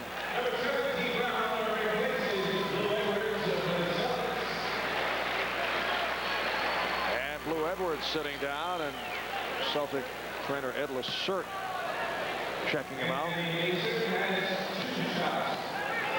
Well, talking about the hand checking, I was visiting with Rod Thorne, the NBA Director of Operations, the other day, and he made a point about last year in the preseason. There were 105 games called, and the average number of fouls per game was 55.3. This year, 104 exhibition games, average fouls per game 61.6. So it hasn't been as drastic as the initial response to the hand checking rule emphasis now. Tonight hasn't been bad at all. No, not a noticeable factor. And it's a quick moving game. Started a bit late because of the long introductions and a halftime ceremony. Here's Douglas. Shot clock running down. His pass picked off by Starks. And Oakley able to put it down. Oh, how rare it is. Oakley made that steal. But how rare when the man who makes the steal, particularly a big man, ends up with the hoop. Well, it tells you how well he's running the floor despite the injured toe. 111-96. The Knicks on top. Hopper called for that foul. That is his second, but with the Knicks over the limit, the Celtics to the line. It had been a hot shooting game for the Knicks up until this fourth quarter. You saw Oakley poke it away, and Starks able to push it down. Guess that toe is okay. 11 points, 9 rebounds for Charles Oakley. Sherman Douglas making his first appearance at the line. Sherman Douglas coming off a solid season. As see Eric Montross come on for Dino Roger. Douglas a year ago averaged 13 points, put up nice assist numbers, among the leaders in that department. He also had a fractured nose against the Knicks last March.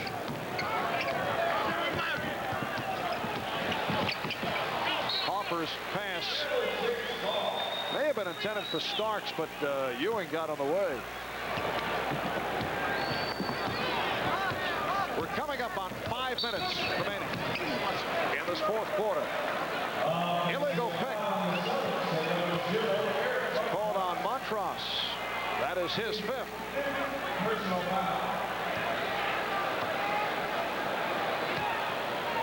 The Knicks 111 and the Celtics 97. Hopper, another gorgeous move by Derek Hopper. Cutting right and then left. 6 of 10, 13 points for Derek. The Knicks shooting 61% for the night. Dominique Wilkins. Montross is going to have to become more active on defense. He tends to be an observer here. What a recovery by Oakley to find Starks. But apparently, Oakley had stepped out, so that won't count. 4.5 remaining in the game. McDaniel backing his way. A little surprise move by the X-Man. Instead of going to that automatic jump shot, he took it inside. Nicely done. McDaniel has 14. Wilkins, the high man, with 21, but 6 of 19 shooting for Dominique. Ewing. Nice fake. Did not convert. He thought he was fouled. Wilkins off a double team, lost it to Hopper. Recovered by McDaniel. Rejected by Ewing. Here's Starks. Trying to give it up to Oakley. Ewing had a little extra energy on that shot block. Well, you know, he enjoyed that against his pal, the X-Man.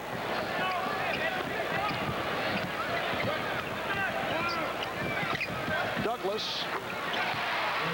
And the Knicks now lead 113 to 101. The Knicks have led by as many as 21. Appeared that this one was over in the opening minute of the fourth quarter, but the Celtics coming back by hitting their first 7 shots from the field. Illegal defense called against Boston, so that will lead to a technical foul. And John Starks will shoot the tee. Chris Ford. Charles Oakley will shoot the technical. John Starks was ready to go. Last year for Chris Ford, his first losing season. He won 2 division titles, and the feeling was he was able to get his teams to overachieve. Could be a very long campaign for Chris Ford. And Dave Jennings, as they bring you player interviews, game footage, and an in-depth look at the upcoming opponents on Jets Journal right here on the MSG Network. On the subject of the NFL, we'd like to wish Bill Parcells well. I understand that he is back at work. He was back at the office late this afternoon. Offensive foul. Called on Ewing. That is his 4th. Wouldn't he be in the office? Well, I was checking up on my one-time telecommentating partner, and I know he checked himself into the hospital last night. Was very concerned about lightheadedness, and the word is that he is feeling better. Mason called for the foul, and may very well be watching this on his dish. He is a basketball nut guy. And you say that affectionately. Oh, absolutely. Absolutely. Is he a football nut, too? kind of has gotten the hang of that, you know. So much so that when he looks at the upcoming opponent, sometimes he gets a little lightheaded. Although things have not gone very well the last couple of weeks after the good start. Dominique Wilkins with 22 points, and the Knicks now lead 114. 102, just under 3 minutes remaining in this fourth quarter. And Boston Garden is beginning to clear out. Good back tap, and then knocked out of bounds by Douglas. So the Knicks get a new 24.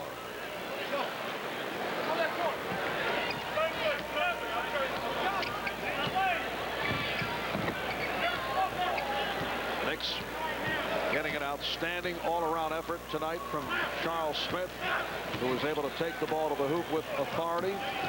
Patrick Ewing playing well in his first game of the new season. Mason, rebound Montross, and back comes Brown. Pass behind Wilkins, and he's out of bounds. He tried to brace himself, and now refusing to give the ball to Anthony Mason. But the Knicks, Charles Oakley, as Wilkins was getting up, gave Dominique an extra shove, which turned into smiles. And as a result, there was no foul call. Smiles by Oakley and Dominique. Dominique's angry though at Mason for being a little overly aggressive from his perspective. Solid game for Derek Hoffer, 13 points. Hoffer again, this time turned back and fouled. Derek has been taking it right down the lane. Very successful on the penetration. Technical fouls have been called, apparently on Dominique Wilson and Anthony Mason. Oh, and Xavier McDaniel complaining, made contact with the official, and he's hit with a tee. And hit with a second, and he is out. He has been ejected. D. Brown trying to keep him away. Xavier McDaniel hit with consecutive technical fouls. First made contact with the official. Well, that's his contribution, emotion. I get the feeling Xavier knows exactly what he's doing. His team down by 12 with 1:50 to go. He just wanted to make a splash and bring this team some spirit. The double technicals called on Dominique Wilkins. Anthony Mason, that was a wash, but then the two on Xavier McDaniel, which have put Charles Oakley at the line. And Charles with a very fine performance tonight, 13 points, 9 rebounds. John Starks with 15 points. The Knicks lead 116 to 102.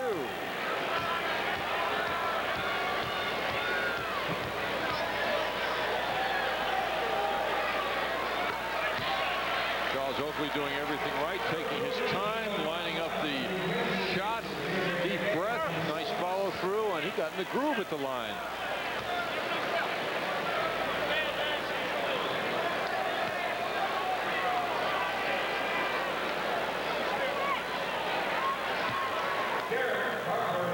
Well, apparently we're trying to check why Oakley took the 3 technicals. Apparently there was not a technical foul called on Anthony Mason, although he was arguing he thought he was hit with a tee. So it's 3 technicals called on the Celtics. 1 on Dominique Wilkins, and then the 2 on Xavier McDaniel. These are the personal free throws for Hoffer. 118-102. The Knicks on top, taking advantage of a 4-point play because of the free throws on the technicals. Down to 1:35 remaining. Dominique Wilkins gets the call on the continuation. The basket counts, and the foul. Foul on Mason. Well, Dominique has been isolated by his teammates, giving him that running room most of the game. He's very special in his ability to make those shots go in. Anthony Mason fouling out. 9 points for Mason. 118 and the Celtics 105. Knicks will look ahead to the Los Angeles Lakers in their home opener on Tuesday. We'll be on the air starting with Knicks game night at 7 o'clock. The Celtics will face the Indiana Pacers tomorrow night at Market Square in Indianapolis. They do not play again until a week from tonight at home against the NBA champion Houston Rockets. Wilkins lost it. Down to 1 minute remaining. Ring night in Houston tonight. They're getting their championship rings from the NBA commissioner, David Stern. And then the New Jersey Nets will provide the entertainment. Although sometimes that can work against the team getting the championship rings. Ewing attempting the three. That's what Beard is hoping for. Deep round stop by Patrick Ewing. Derek Harper eluding David Wesley. Hands to John Starks. See how Harper handled that? Beautifully. The Knicks lead 120 to 105. Brown from montross, and he is fouled with 23 seconds to go. NBA debut for Eric Montross. It's been fairly impressive. You know, he didn't look like he didn't belong, which was a possibility being faced with the likes of Patrick Ewing.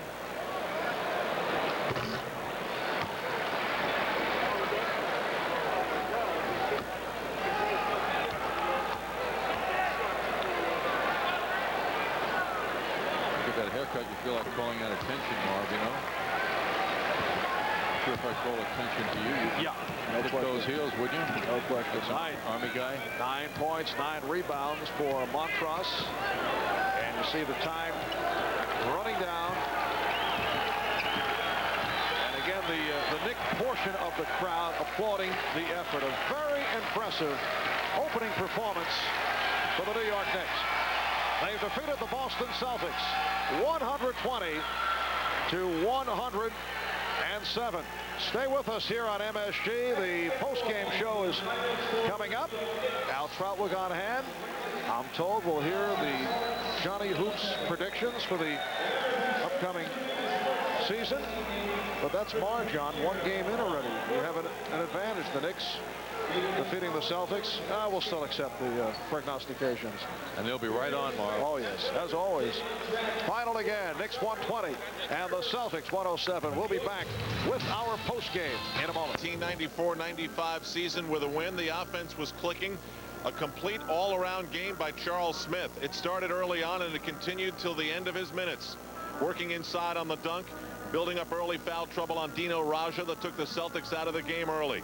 Derek Harper, a great all-around game, spotting Charles Smith. 1 on 3, no problem, up strong, 23 points, and the New York Knicks have won the game. Lots to talk about tonight. The Knick offense putting out 120 points, running and very successfully. Charles Smith, Derek Harper, and Patrick Ewing, 9 of 14 in his triumphant return. We'll be back here at Boston Garden, but first we go back to New York for an update on other scores. Thanks very much, Al. The Nets are in Houston tonight to open the season against the defending NBA champions, the last NBA champion not to repeat the 1985-86 Boston Celtics. That's what the Houston Rockets are faced with. They start with the Nets. They got the rings. The first title for a professional Houston franchise. They were up by 10 after 1, running the fast break well here in the second quarter.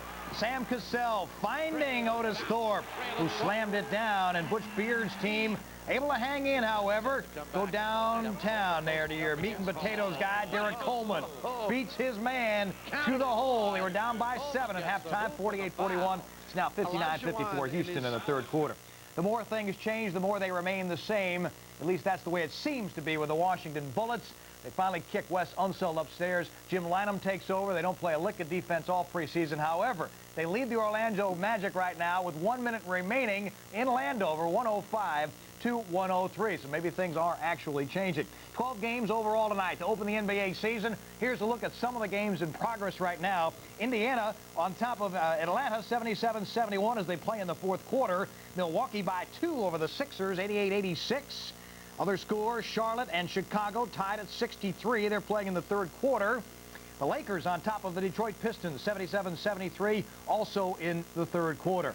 James Worthy, the last remaining member of the 1980s championship Lakers team, will retire by Monday, according to a published report in the New York Post by Peter Vesey, who joined us tonight on Knicks Game Night. Worthy was owed $12 million by the team, apparently has agreed to a buyout of $5 million. The Lakers, by the way, will open up the Knicks' home season on Tuesday night here at Madison Square Garden. The big dog, Glenn Robinson, who just signed a contract for $68 million in 10 years, isn't with the team tonight as the Bucks open in Philadelphia. He'll probably join them, of course, without the training camp, falter physically, and confirm the theory that holdouts usually hurt everybody involved. Sean Bradley, however, did play for the Sixers tonight as they open their season at the Spectrum. In the home opener, he's coming back from a knee injury that bothered him most of last year. We'll go back to Boston Garden in just a moment, but first let's show you what happened to the Alamo Dome tonight when the water system was kicked off by the fireworks before the Warriors and San Antonio Spurs game. This delayed the start of the game as people got wiped out, brought the umbrellas out, and retreated from their seats at the Alamo Dome. They are going to get that game over, I should say underway, in moments. Back to Boston Garden after these words. You know, I was expecting big savings when I switched from AT&T. Not to worry, today I've got an even better plan for your business with even bigger savings. Maybe this time I should check that out by calling this number here. Not sure about those big savings? For the facts, call 1-800-COMPARE, and AT&T will guarantee you competitive long-distance prices. Let me get you another coffee. Right after I call 1-800-COMPARE. 1-800-COMPARE, the number other long-distance companies don't want you to call. Phone's dead. How strange. AT&T, for the life of your business. For more money, you need Citibank's low-rate home equity loan. Get rates that are low, lower than you think. Come to Citibank for no points, closing costs, mortgage tax, and low interest that may be tax deductible. Come in or call. Find out how much you may be able to borrow. What are you waiting for? Apply by phone today. Call 1-800-321-CITI.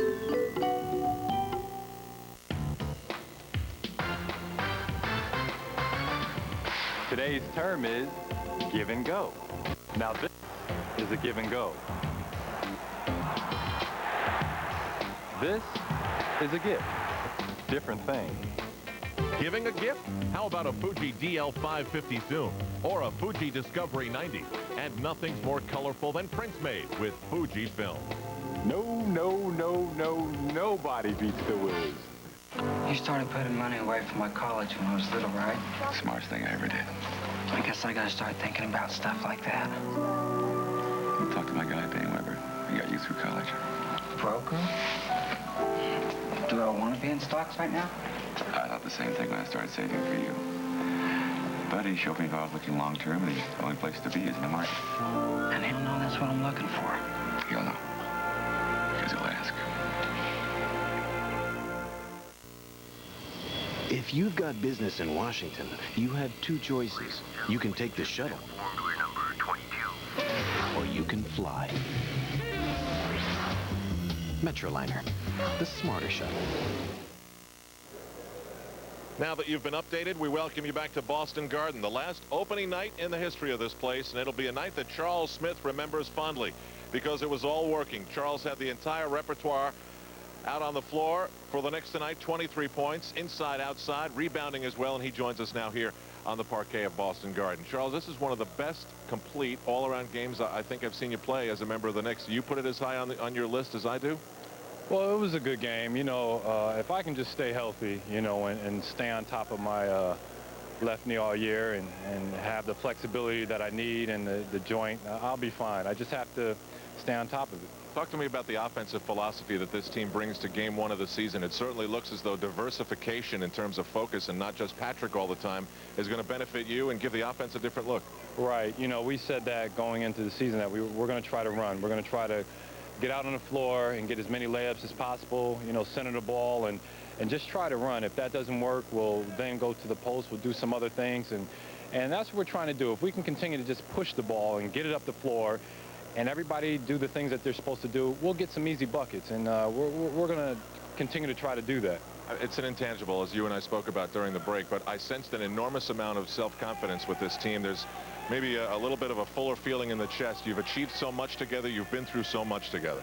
Well, there's definitely an air about us because we know as a team that we can't face anything this year that we haven't faced in the past 3 years, on and off the court. So we know going into this season we're going to be rock solid. We're going to stay together no matter what happens through the course of the year, and we're just going to aim toward the finals and get into the playoffs. So that's our total vision, that's our focus, and we're going to get there. All right, Charles, as always, thanks for your time. Great start. All right, thanks a lot. Charles Smith, 23 points tonight as the Knicks beat the Boston Celtics by piling up the points. And Charles gets what I think will be the first of many American Express gift checks. Think of it as a universal certificate that can be used to buy anything just about anywhere.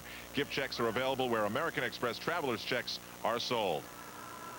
And tonight's guest will receive dinner for two at Martini's Restaurant, located at 53rd and 7th, an Italian trattoria with New York City's largest outdoor cafe. Another fine Reese restaurant. We continue postgame on MSG. The Knicks were able to beat the Boston Celtics, who looked like they could be headed for a long season. Teamwork. It's the cornerstone of any championship season. It makes good teams great. It's what makes great teams dynasties. And it's beautiful to watch. MCS fast, responsive service and Canon technology are a team you can count on. Nobody knows office technology as well as Canon. Nobody knows Canon as well as MCS. They work together like this. MCS Canon. One is a great reason to buy the other. Person needs to send resume to New York. Wants to make a big impression. Goes to post office. Finds out priority mail is a smart solution. Resume gets noticed. Person gets job. Now, if you can only get a can. Team needs new jerseys. Person has to deliver them overnight. Goes to post office. Finds express mail is a smart solution. Guarantees delivery. Jerseys arrive on time. Person avoids getting sacked. All right, a quick stop. We are out of here. At Mobile, we accept more credit and ATM cards than any other station, with no extra cost. Which means we'll take just about any card you might have. What did you do? Or have left. Hi. Hi, how are you? Take this? Sure, no problem. Oh, great. We take almost everything. Would you take a dog? Mobile, how can we help you? Debbie, these shots are fabulous. Beautiful, Debbie. Better than the last time, Tony? Absolutely.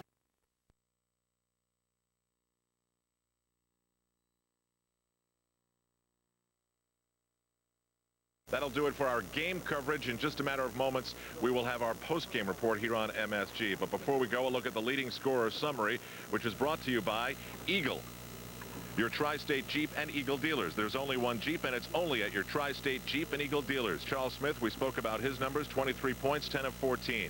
Ewing's 21, John Starks 16, 7 of 15 from the floor. Sort of an on and off night for John. Charles Oakley, 15 points, 9 rebounds. Derek Harper, exceptional, 14 points, 11 assists, the double-double.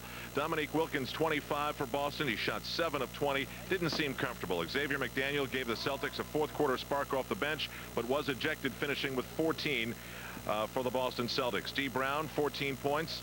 Blue Edwards had 13 off the bench, and Dino Raja, troubled by too many fouls in this game, finished with 12 for the Boston Celtics. So Chris Ford and the Celtics seem to have their work cut out for them, as the Celtic fans in Boston Garden tonight got used to the 7 new faces that wear the green of the Celtics tonight. A night in which Red Auerbach was honored again for his long association with the Celtics. The New York Knicks over Boston by the score of 120 to 107 on opening night in the NBA. As I said, stay tuned for the Knicks post-game report. Pat Riley, predictions, and more. Madison Square Garden announcers' clothing is provided by Perry Ellis Menswear.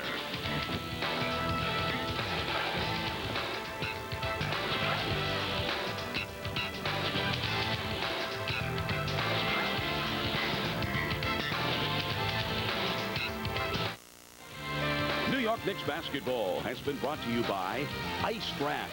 Taste the future of draft beer. New ice-brewed iced draft from Budweiser.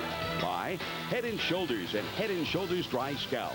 Turns dandruff problems into great-looking hair. Buy AT&T International Business Services. Let AT&T work for you. Buy the Discover Card, the card with the big payback. And buy Nike, who encourages you to participate in the lives of America's youth. Imagine your favorite Christmas story live on stage.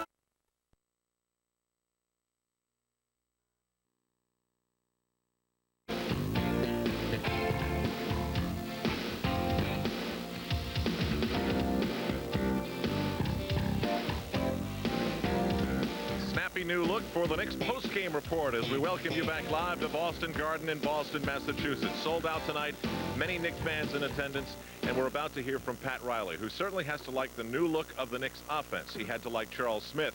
He had to like 58% from the floor. He had to like 120 points.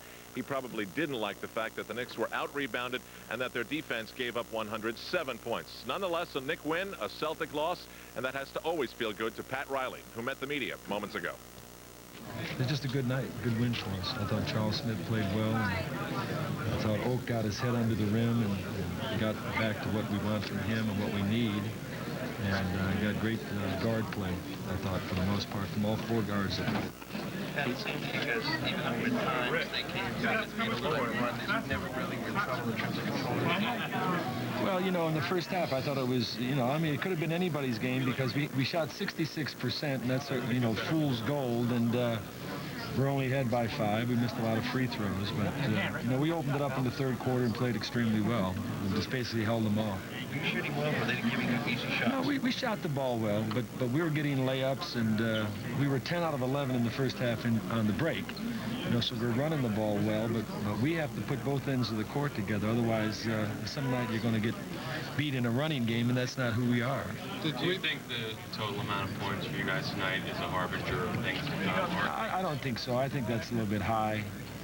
You know, I don't know. You know, we'll see. You know, we want to put everything together, and but I don't know if we're going to average 120 points a game. And I don't care how many points we give up, as long as we have a decent point differential and we're not, you know, winning just on running, because when you get down to, you know, crunch time and in crunch games, your defense is going to win for it. Did you feel having Patrick back in helped the offense more the way you wanted it? I thought defensively and, you know, plugging up the middle, blocking shots, coming to help.